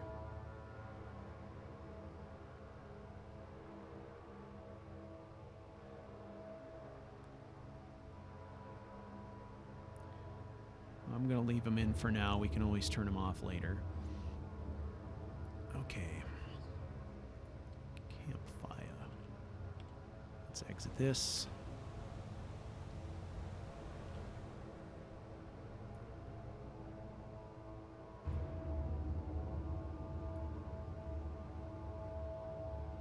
I may need a campfire update here. It's getting some weirdness. Okay, so that's on. dual sheath. I'm not too worried about that at the moment. Enhanced blood, I'm really not entirely sure that enhanced blood is going to stay in or not. What I love this mod for the most part, but I hate it when we get the great big squares of blood, and I haven't been able to find a patch or a way to fix that.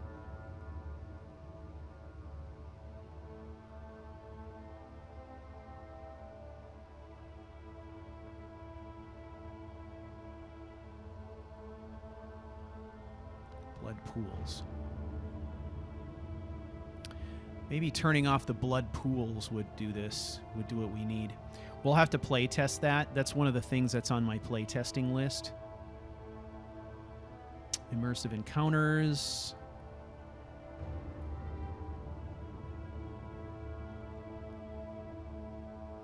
Okay, that is enabled.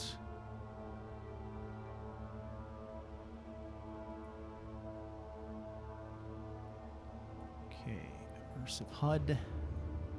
Activation. It is active. Okay, active effects. Crosshairs always on. No. When looking at something that you can activate, that seems helpful.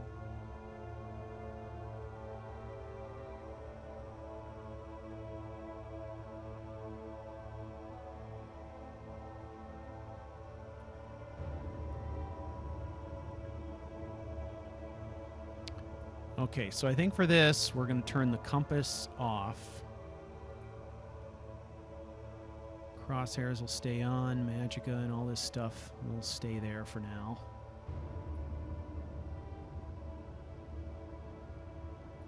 Okay, I need basics.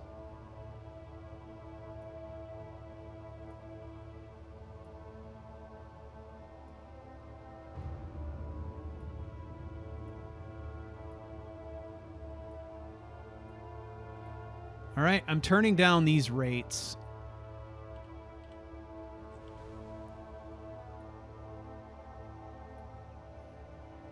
I like I Need because of the interesting things that it introduces into the game. But when it comes to some of this stuff, we're going to manage this on our own. Eat and drink animations.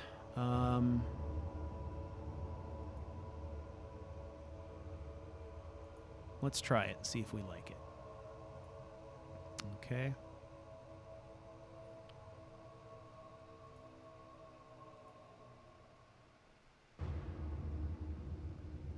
All right, let's call that good enough. Just kind of working our way down the list here, I guess. Anything here?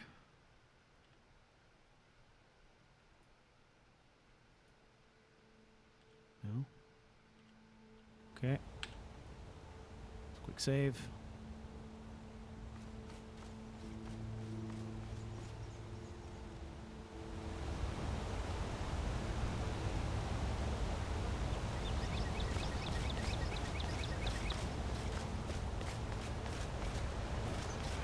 Outsiders aren't trusted in my part. Making sure we got our sounds going, which we do.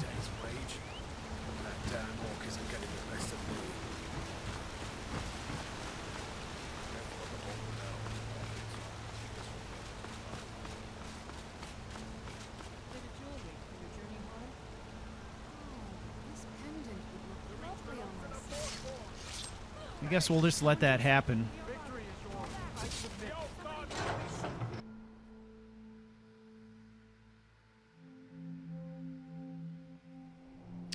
I'm in agreement with you on the claws. Let's leave the claws in for now.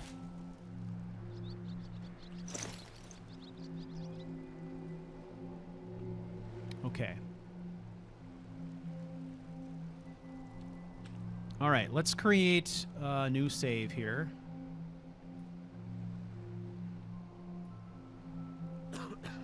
Okay, very good. All right, now we're going to quit. Got a couple things we need to do. First thing we're going to do here is we are going to run Finis.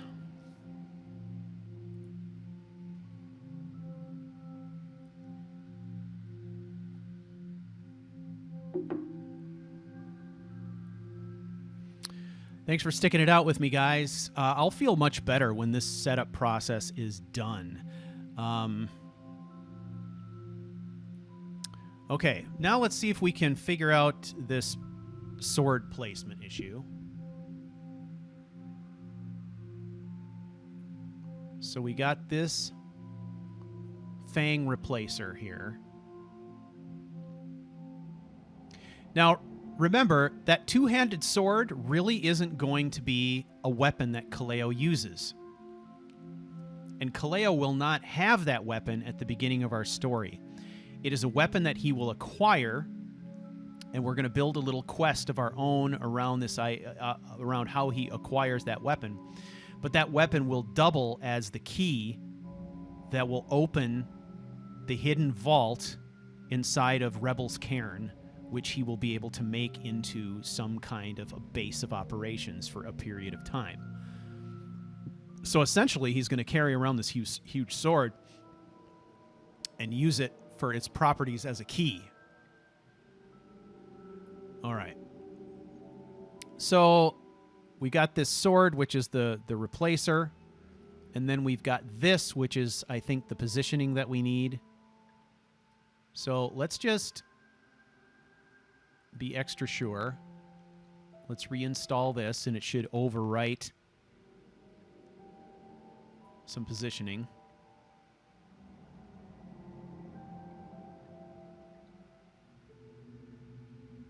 Okay.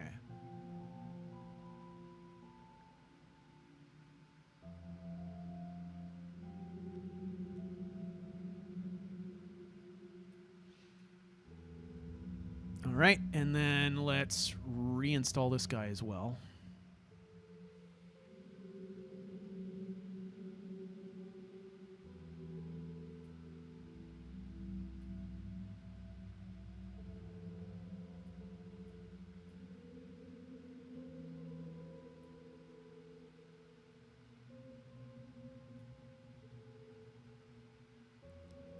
It should be activated, but it's not showing as activated. So, okay, there we go.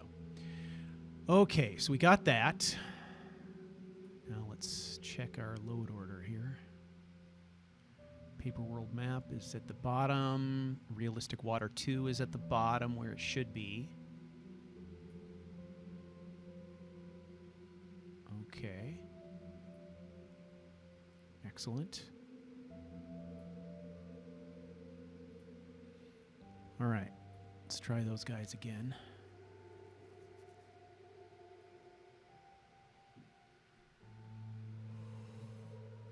Yes, I'll probably try a change of face. I'm pretty sure I've used a change of face before and had some similar issues with it, but it was probably an older version. I was using it before race menu came out for SE. And I had some similar issues. So it may be something with my game setup in particular that's causing that issue, or it may just be because I was using an older version. Okay. Now, you can see a whole bunch of shit in here. A lot of this stuff is going to go away, but Black Dog is the one we're looking for. Once I get through with the very last episode of Barbarian, and again, there's one episode left, which I'm hoping to do as a live stream, I'm going to be removing a bunch of that saved game stuff and backing it up elsewhere.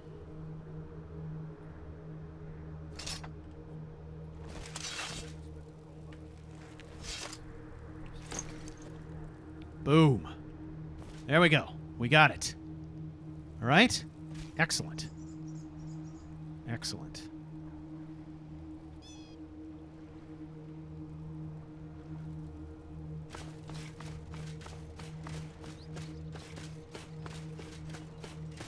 Okay, let's check our map. Sky UI. All right. Got to set that up too. Sky UI.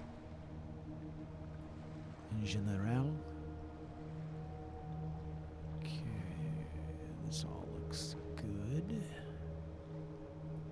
usually use the settings for it.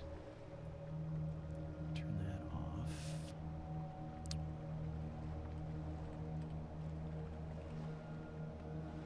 There we go.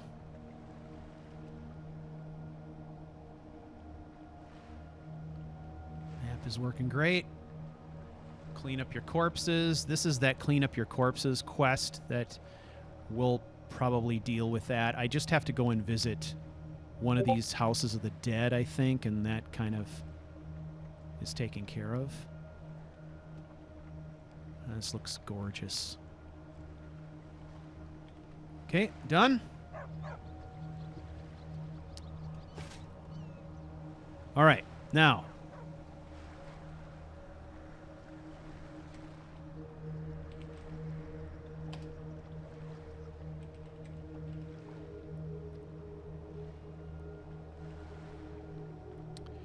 We are going to get some blunts. Now there's different ways, there's different ones here. So actually, let's use the add item menu to get these.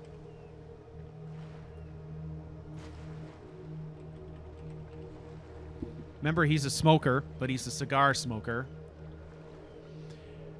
So the kush weed is probably the best possible option for us. And you can see some of the blunts look different, like they're rolled differently.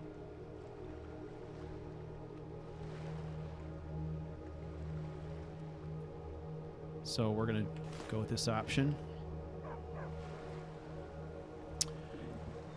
All right.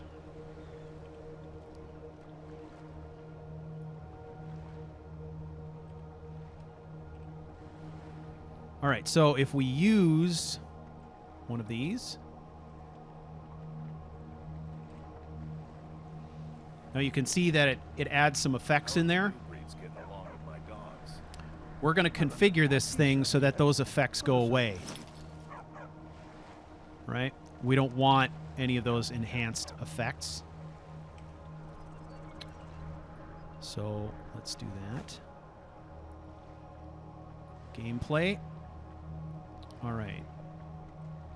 So we're going to disable the visual effects. We're going to keep the animations. We'll skip the animating spells. That's only if we want others to smoke as well. And then the selling dialogue options, we're going to disable. And those are options that will allow NPCs to approach you and ask to buy from you, which was perfect for Robard, but not for this character. Okay, how often should NPCs initiate the selling dialogue? Okay, disable. Okay, we've got that disabled. Back. I don't think there's anything under maintenance. All right, so that is good. Okay, so basically we've got that going now, and we don't have any of the gameplay effects that I don't like enabled with it. Okay, so that is done. Let's quick save here. We're just working our way down the line.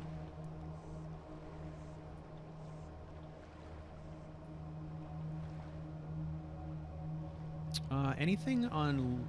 Let's swap with Lucian.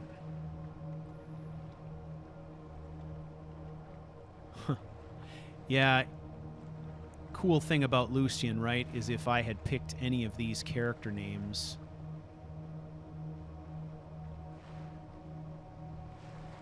he would actually use those names, which is kind of cool. Combat style. Now, I've been thinking about this. I think what we're going to do is, in order to sort of maximize this idea that Lucian is learning from Kaleo, I think that we have to make Lucian a warrior so that we can, in effect, train him.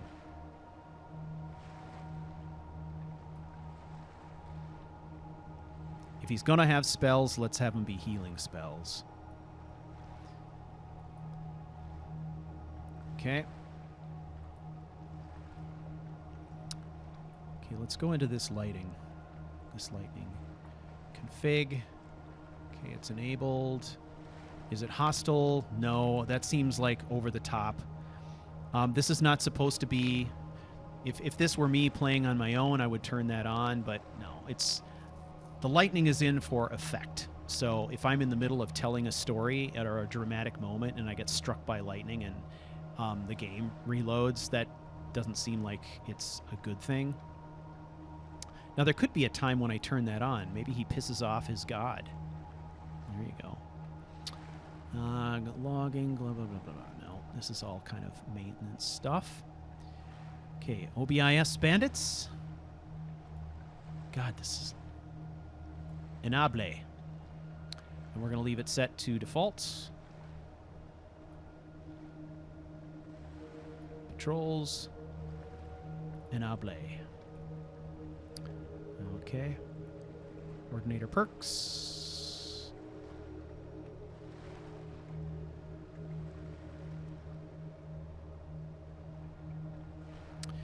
Timed block. Disables the timed block message when you perform a timed block. Yes, let's disable messages.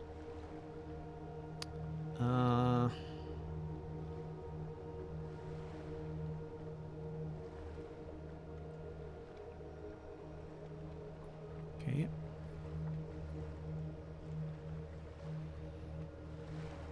Quick light. Okay, the type of light source is going to be a lantern. We're going to go with that default. The brightness normal. Long press. Toggle mode. Yes. I really love quick light. Quick light gives you that belt-mounted lantern without all the hassles of belt-mounted lanterns mod, which in my experience has been buggy in SE. It's quick and it's lightweight. It's very cool. Okay, signature equipment. Now this is essential. This is the mod that is going to have the status and effectiveness of weapons and armor increase over the course of time. Now, in the past, we've bumped this up to 1.5 and 2.0 in various incarnations of this character. I'm going to leave it at the default, or maybe we'll adjust the progression rate down a little bit. Let's adjust the progression rate down to, say, 0.8. And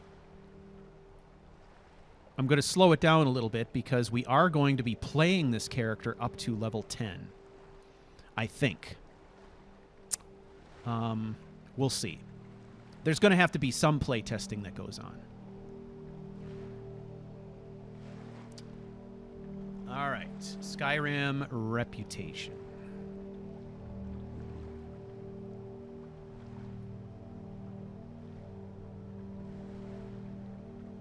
Okay, reputation unknown. Settings. Sensitivity setting. Regular. Okay. Quick save. I think reputation is fine. That's a very subtle mod, but I really like it. Unbound, I'm not changing anything there. Okay, kill moves matched. I think we're going to leave that. Advancing kill moves, we are going to... I'm going to leave those off for now. I'm going to leave these there. Okay, we're going to turn the slow-mo off, because remember, that caused some issues.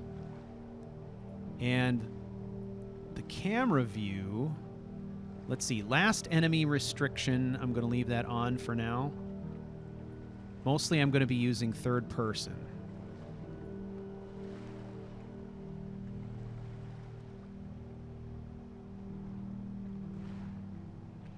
And decaps based on perks. Sure. We want to give him a sense of growth over time. Okay. And again, this is awesome, right? We're able to go through this and do all of this because these are things that I figured out as we were play testing. Okay, Wildcat Combat. This one's okay. Disable dynamic combat. Disables the entire combat system. We don't want to do that.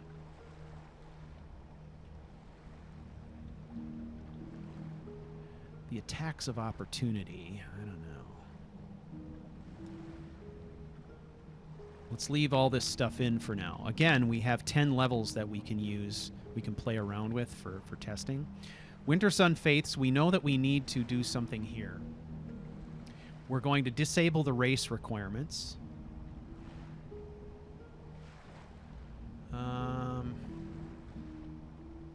Okay, that's good. Wonders of weather. At this point, I'm kind of making sure that everything is just working.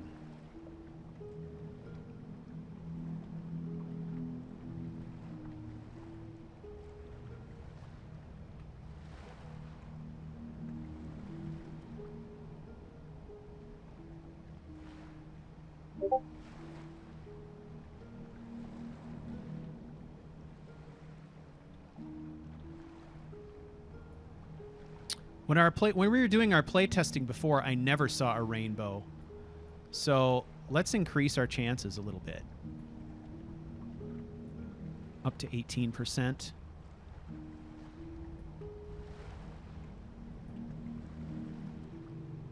Okay.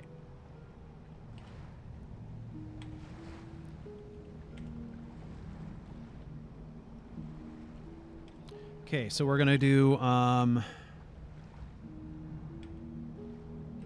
toggle map markers 1. Okay, we need to see what the hell is happening. I'm going to go to the Yokuden Shrine.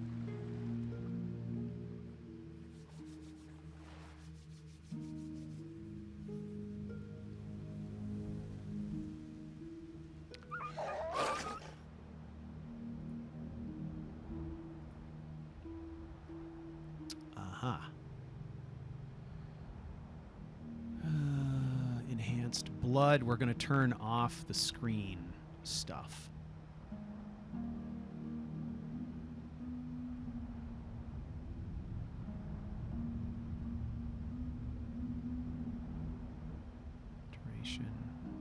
Duration.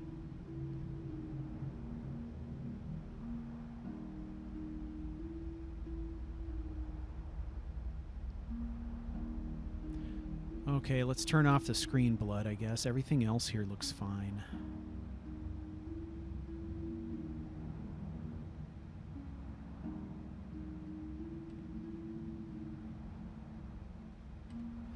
Ah, thanks, Balefish. That's good to know.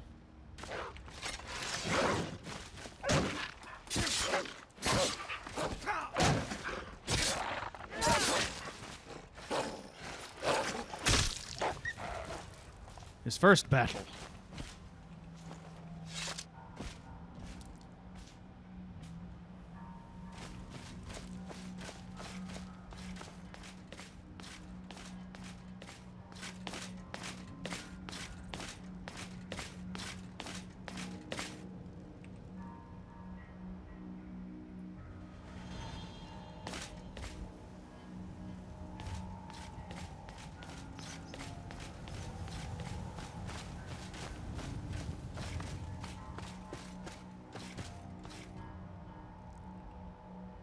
Okay. All right, how are we feeling? How are we feeling about things so far? It's going pretty smoothly.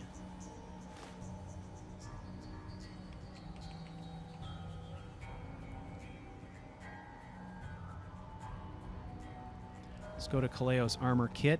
Let's grab the trousers, all this other stuff we've got.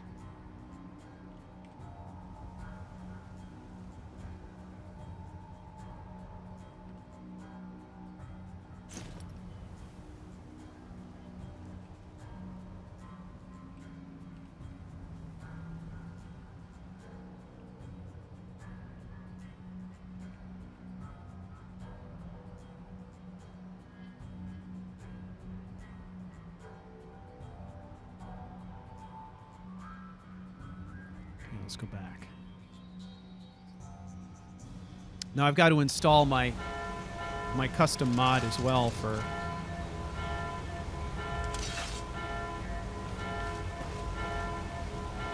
the load screens.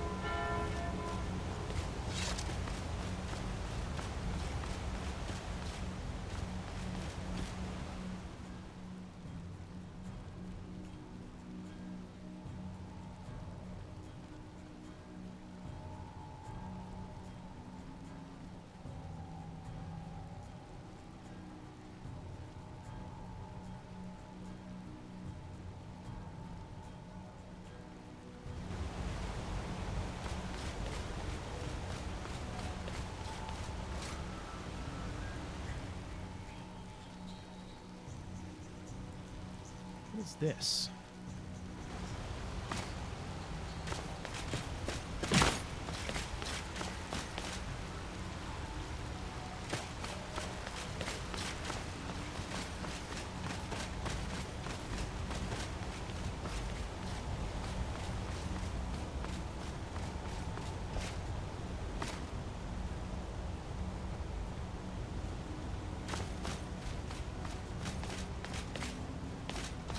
I'd be a lot warmer and a lot Is it up happier. here? What am I seeing?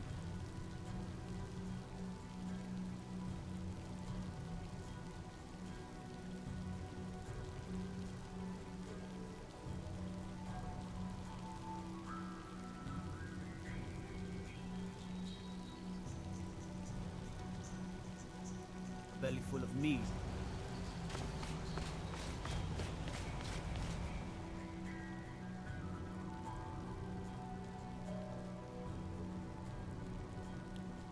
Inspect a fresh animal carcass. Interesting. Welcome to clean up your corpses. Why are you bothering the outsider?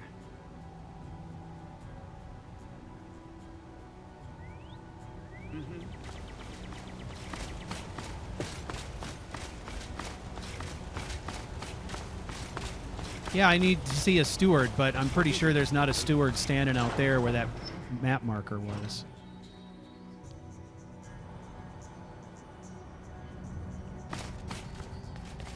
What are you hiding, priest? I'm not hiding anything. It's closed for a reason.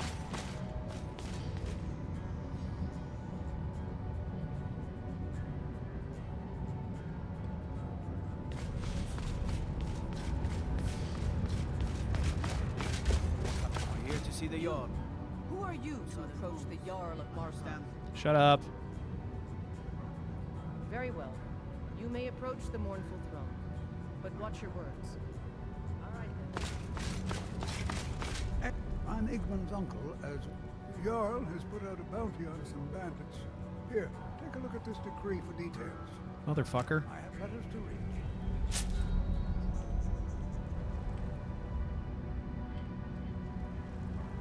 My Jarl, we need to discuss You the speak to fate of Igmund, Markarth. son of Arofdi, Jarl of Markarth. Not to mention the rebels completely control Windhelm and all of East March Home. Why do you pester me with battles we can't win?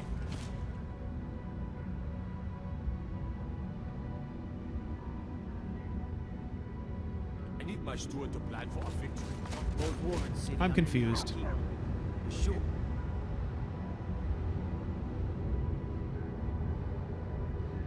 All the stewards of Skyrim.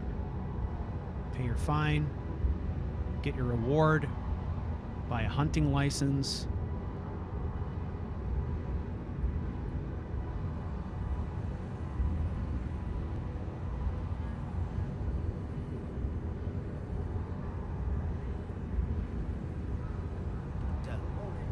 Really, just all I want is I want that shit off my plate. That's what I want.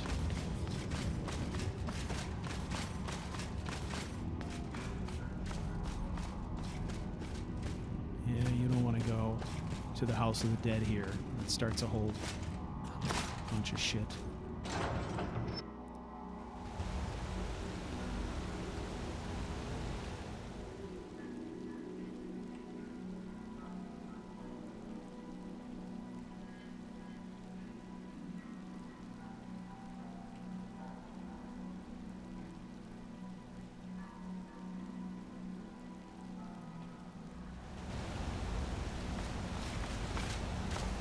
should see that Marco man on this boat. Have him fought his You lost?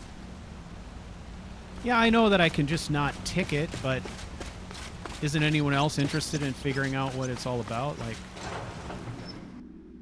I trust you're not it would be planning kind of nice to have it not even be for you, friend. on the menu. You know what I'm saying? Like, I don't know.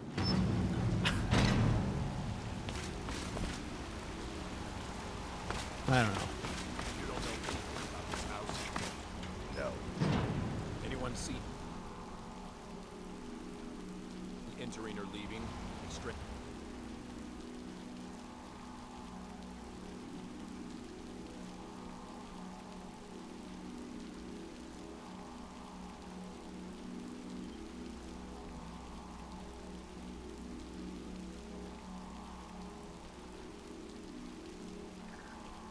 Lights or unusual noises. It's abandoned, and it's always been abandoned. Ah, why is it not on now?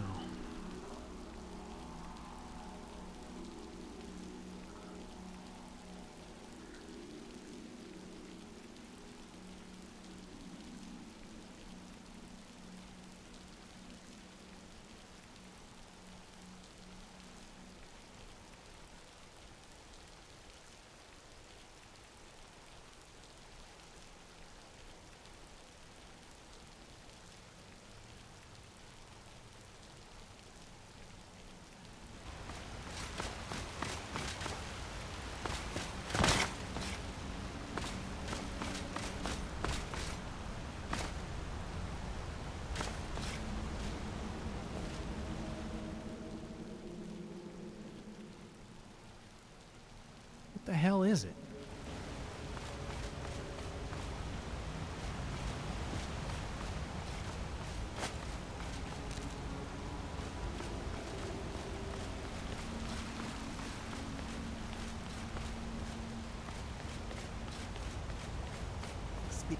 Why are you bothering the outsider?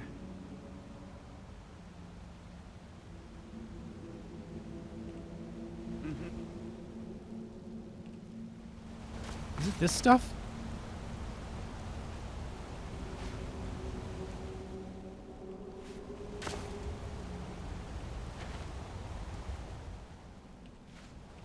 Or is it that guy?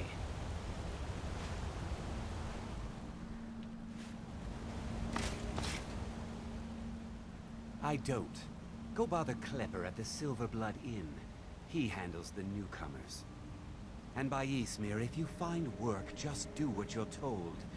There's enough trouble in Marcotte. Ugh.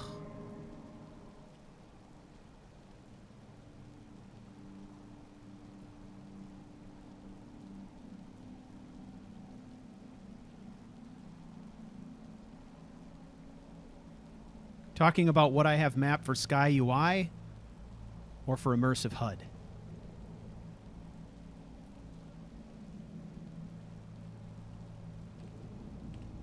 Ready.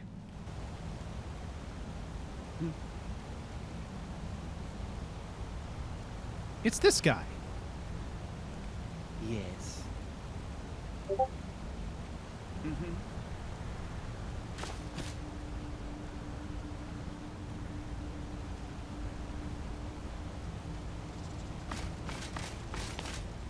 Not now. Ugh, whatever. All right. Enough. Enough of that bullshit. Okay. Let's see. Hunterborn, we can go get that turned on.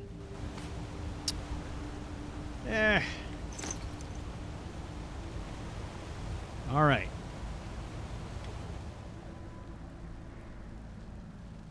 Let's save this.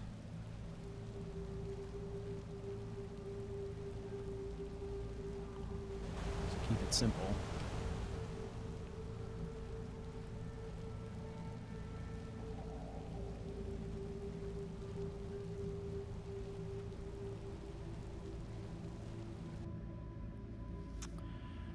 Okay, so now I want to...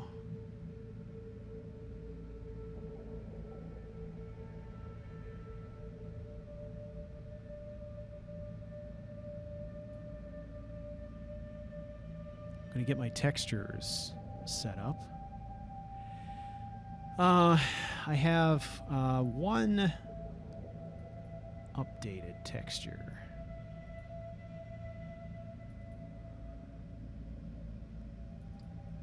Under completed mods, Kaleo armor, texture, armor.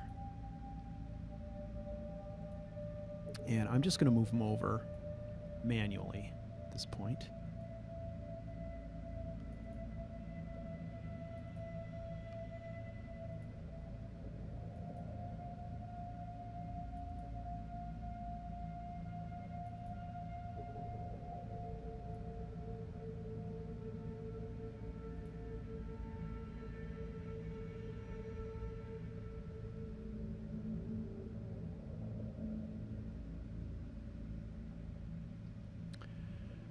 All right.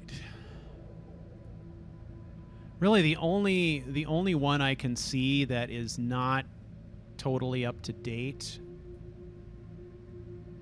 as far as I can tell,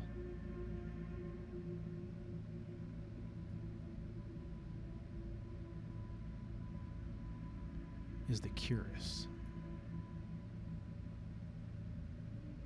This guy right here. So let's update that.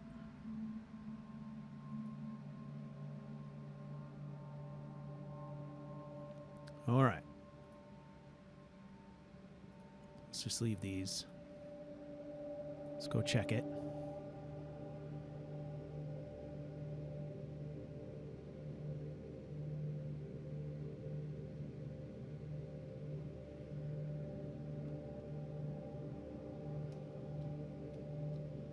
All right, so we do have some things to do. We got to pop around Skyrim, and we got to check, just to double check to make sure things are loading correctly in some key areas. I do want to get a new ENB.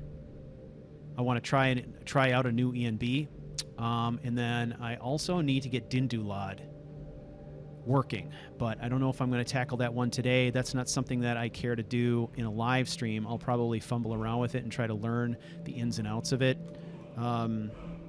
Off camera, and then hopefully, because it's, you know, I feel like I need to watch a tutorial to figure that all out.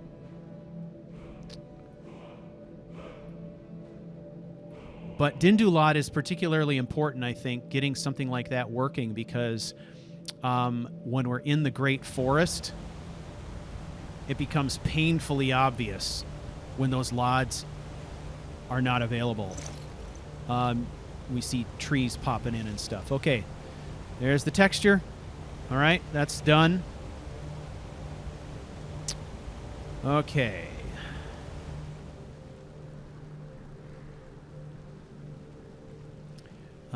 Let's see. We need to get the load screens working.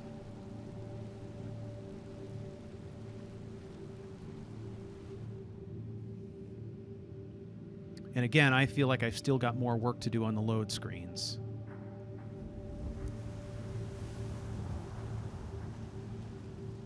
You! Whoa!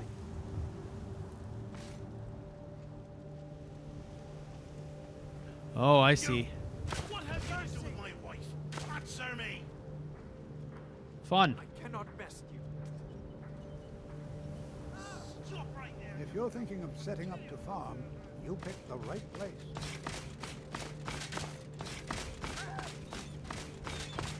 My wife! My wife! What was that?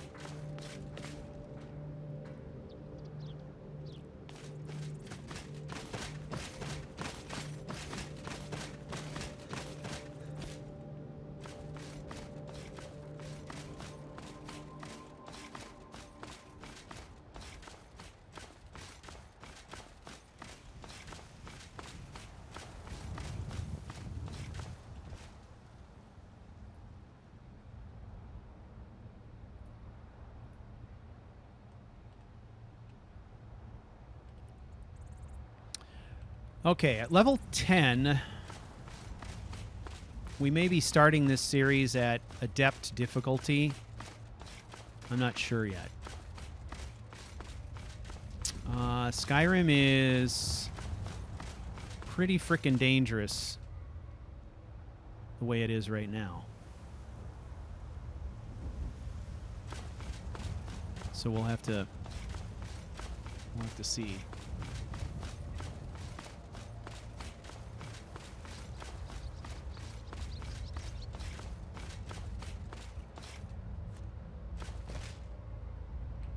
You don't give us anything? Fine. We'll have what we want of your lying dead bodies. You will take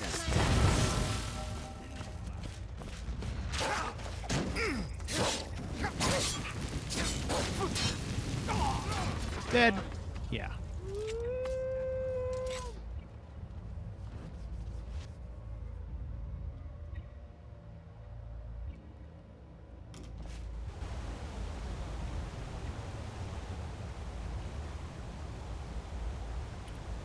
Okay.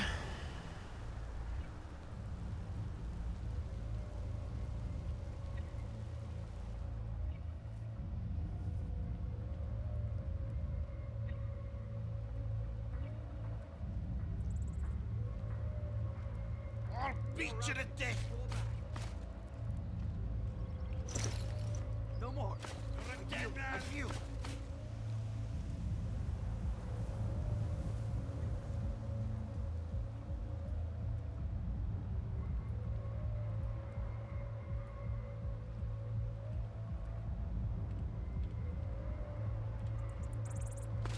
She's my wife, Mercy! My wife! You're a dead man. Fight.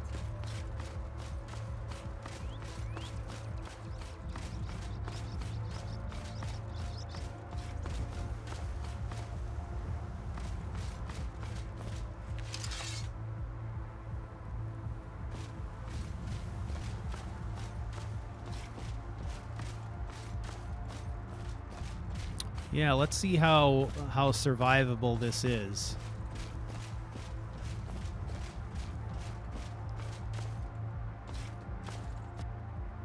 And crashed to desktop. All right. Interesting. That is not good. Game dead. Time to go through the logs, I suppose. Well, we're getting closer.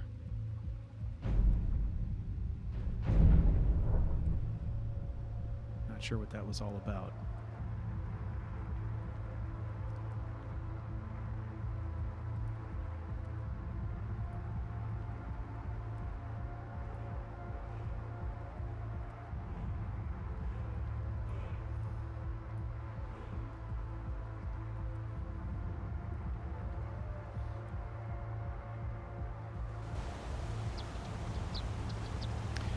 Now, just at the when that crash came, we had just gotten a message related to Imperious races. It could have been something about that, but look at that, like our...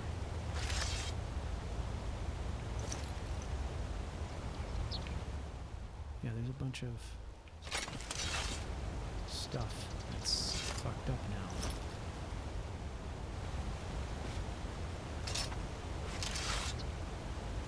Okay, well, animation snapped in for putting away the shield. That's good.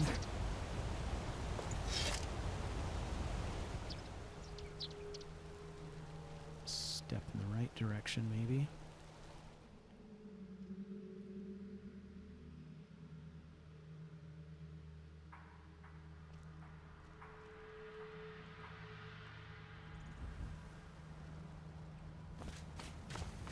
She's my wife!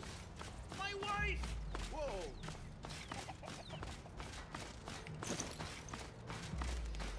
All right, let's try this again.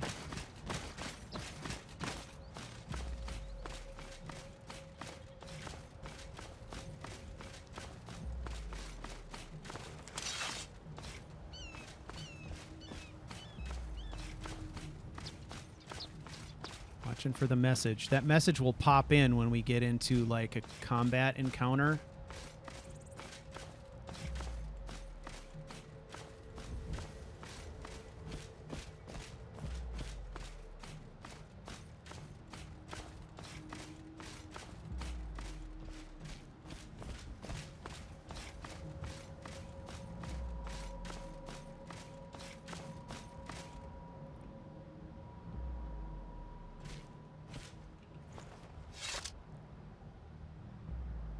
Lantern working.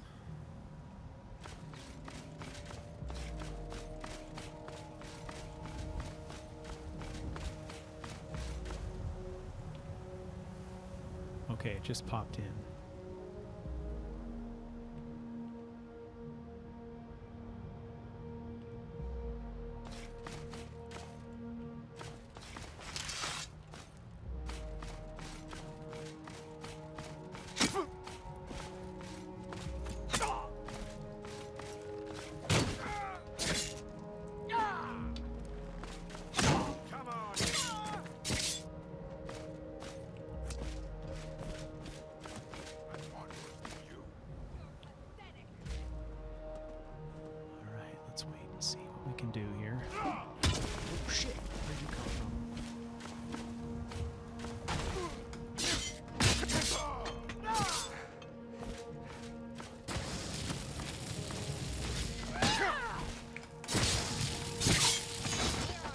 Fuck! Left the claws in. Yeah, this could be rough. This could be very, very rough.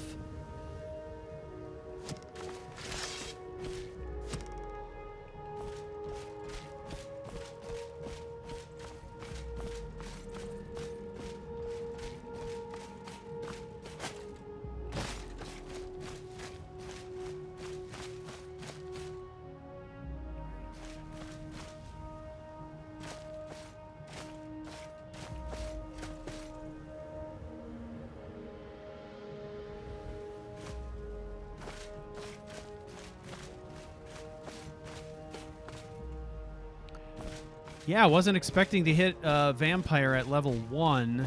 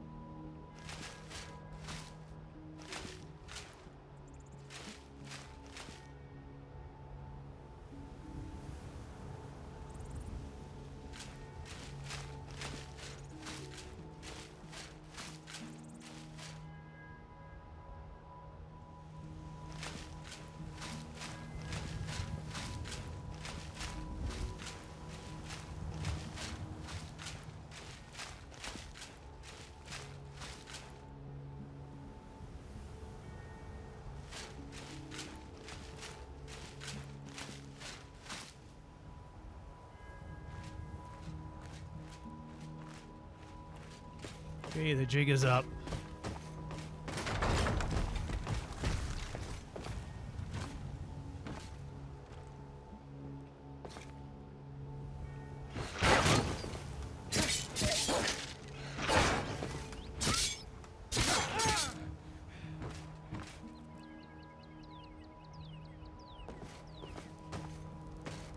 Just a guard dog? So far, anyway.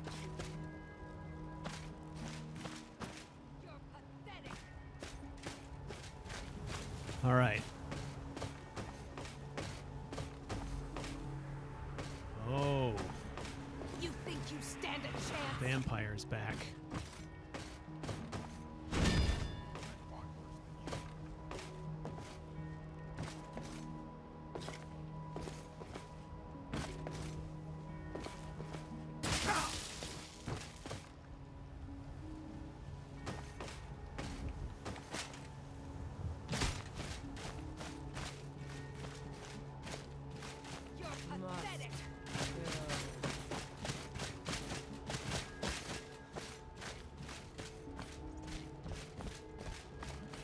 All right. I don't know how survivable this is, man. If I can keep from...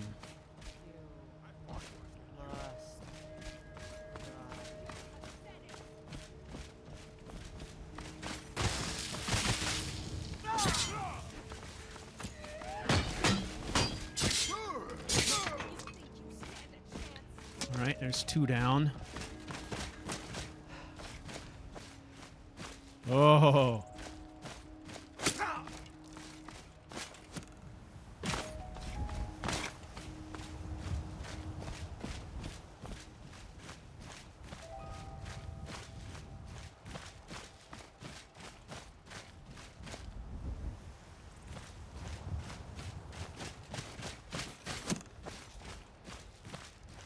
Let's try to stay out of bow shot if we can.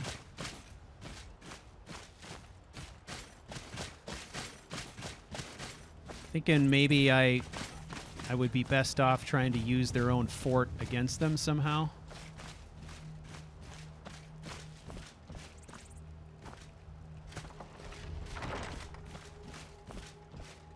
It's the vampire that worries me the most.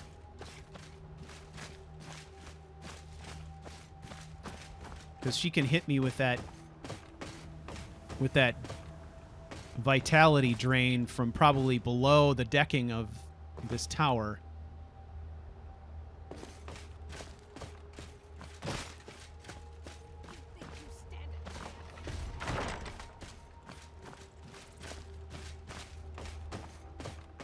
There you are.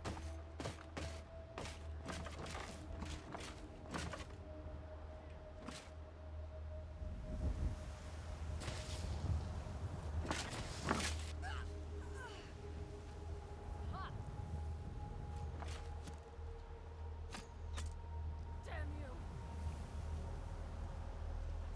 See you in pieces. Going to enjoy. Well, they're fighting someone else now. That takes care of that. Must have run off.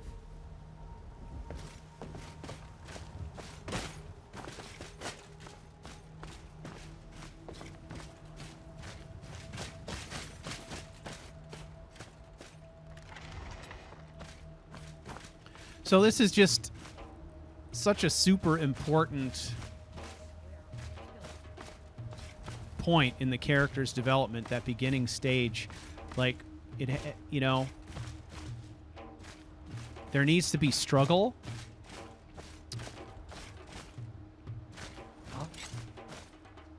Over here.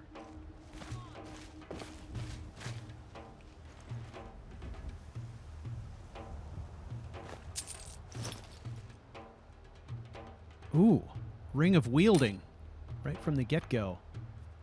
Water skin we can use.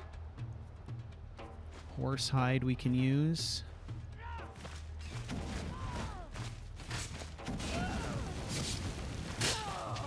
Well, run off. Wow, a little assist from traveling merchants. That's timely.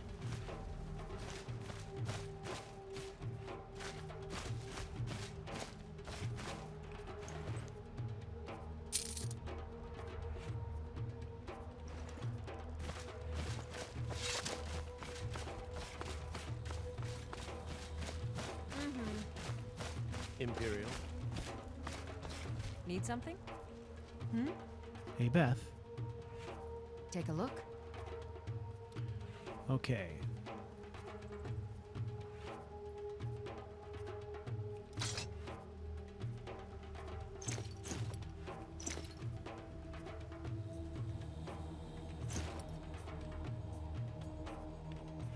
All right then.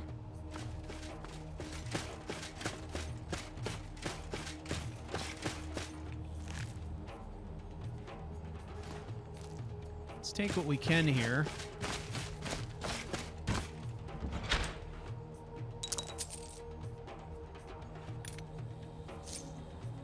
This could be sold, I guess.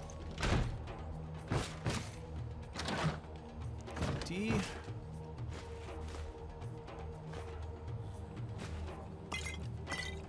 We'll take this food as kind of starting grub. Okay. And equip that. 15% bump. That's good. Fish barrel.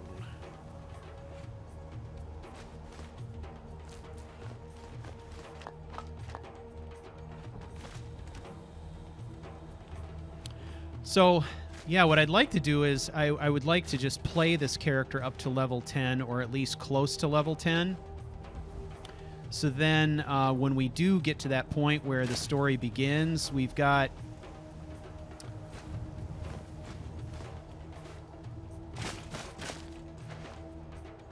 some stuff in the inventory that tends to feel a bit more, I guess, organic. Now, the way the story is going to start, however, is we are basically going to have him arriving in Skyrim off the ship, essentially a prisoner. And then he goes from prisoner status to his soldier status, and they basically give him his armor and his starting equipment.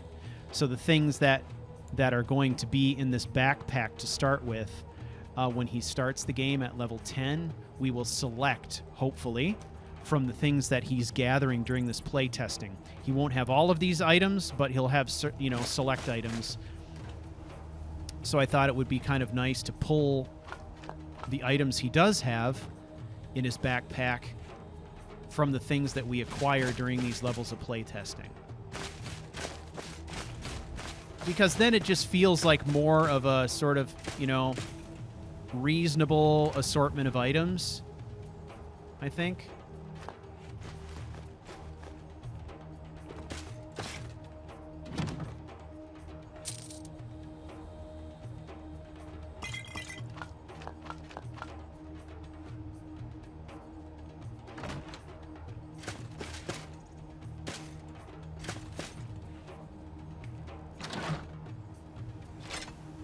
Take that too. All right. All right, ladies and gentlemen. That is going to be it for today. I'm going to make a save here. We'll make a new one here. We'll keep the save from Markarth in case for whatever reason we feel we need to start over. All right. So, next on the agenda is we are going to figure out... I'm going to investigate that crashed desktop. I'm going to take a look at the log files and see if there's anything distinctive in there. But it didn't happen the first time we hit that area, and it didn't happen this time. So it doesn't seem like anything too specific, but I'll check it nonetheless. I've got some other custom mods that I'll be installing. We got to do some testing of the camping plugin we've got from Balefish and make sure that's all working like it's supposed to. I don't anticipate there'll be any problems there. Then we're also going to get the custom load screens working properly, get that installed. That'll be next on the agenda. But we are getting closer. I will also make a point of taking your recommendations and getting the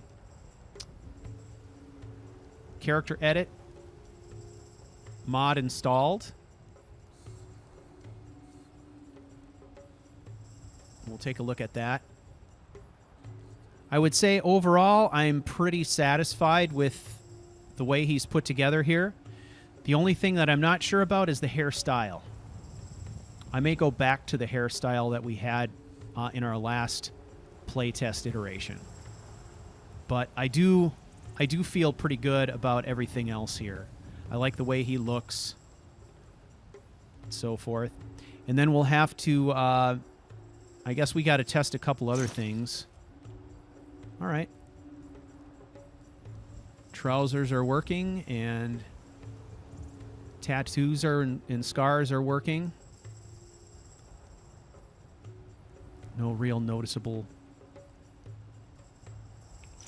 seam around the neck. Ugh. Yeah, he looks lived in, man.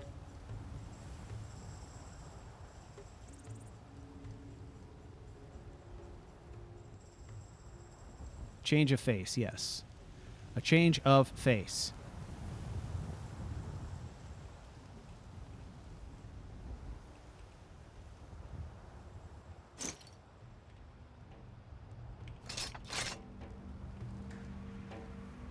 Scuff mark on the shoulder. All right. Remember the 8th. I love it. Okay, so I think we're in really good shape. Now, there's some other things that I've been thinking about.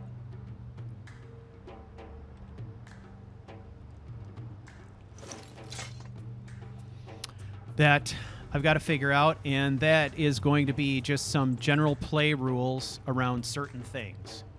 So we're gonna establish some play rules having to do with Cassius. When Cassius is around, you know, how that works. When Cassius will show up, what are those circumstances?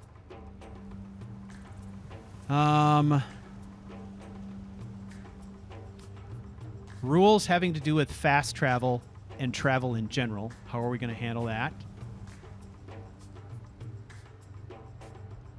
Rules pertaining to the engine. Which reminds me, one of the other things we got to check here.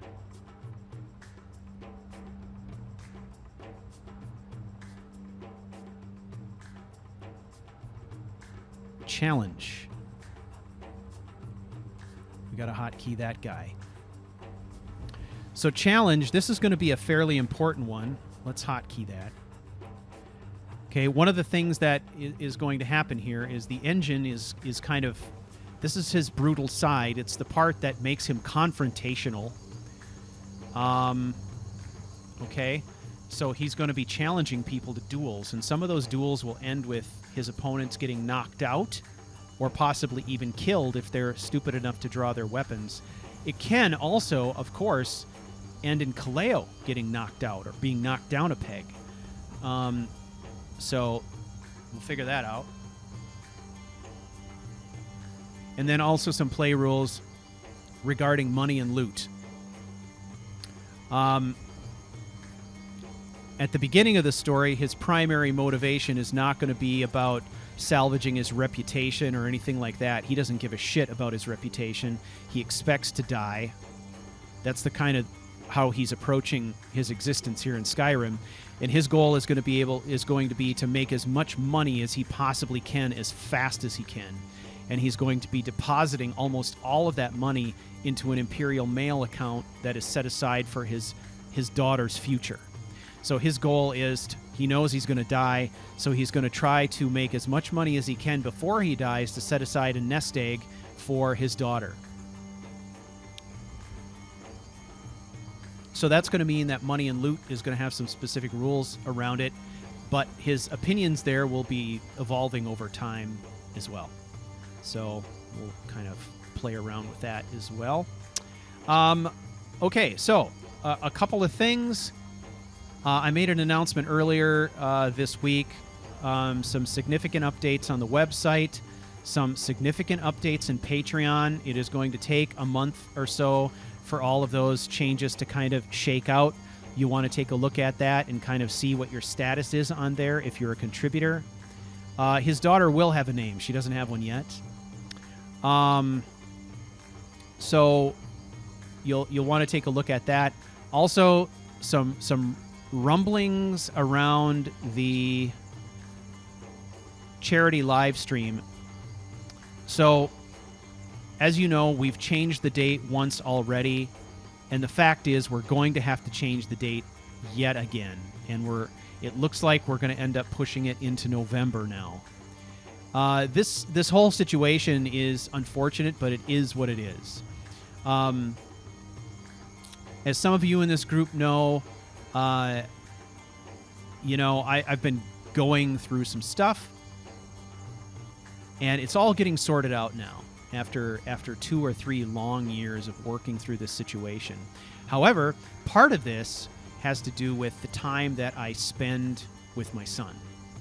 And so now that everything is getting sorted out, the schedule has turned into an issue. So we had to change the original date because of my scheduled time with the boy, which is cool, but we came up with this date in October, and then it turns out that was a conflict for Matt. So now we're pushing into November, and it's looking like we're going to have a November date, possibly the first weekend in November. Joe is on vacation right now, and when he comes back, we will sort that out. We'll come up with a final date, and then we'll have to go back and talk to all of our interviewees again and make sure that that works with them.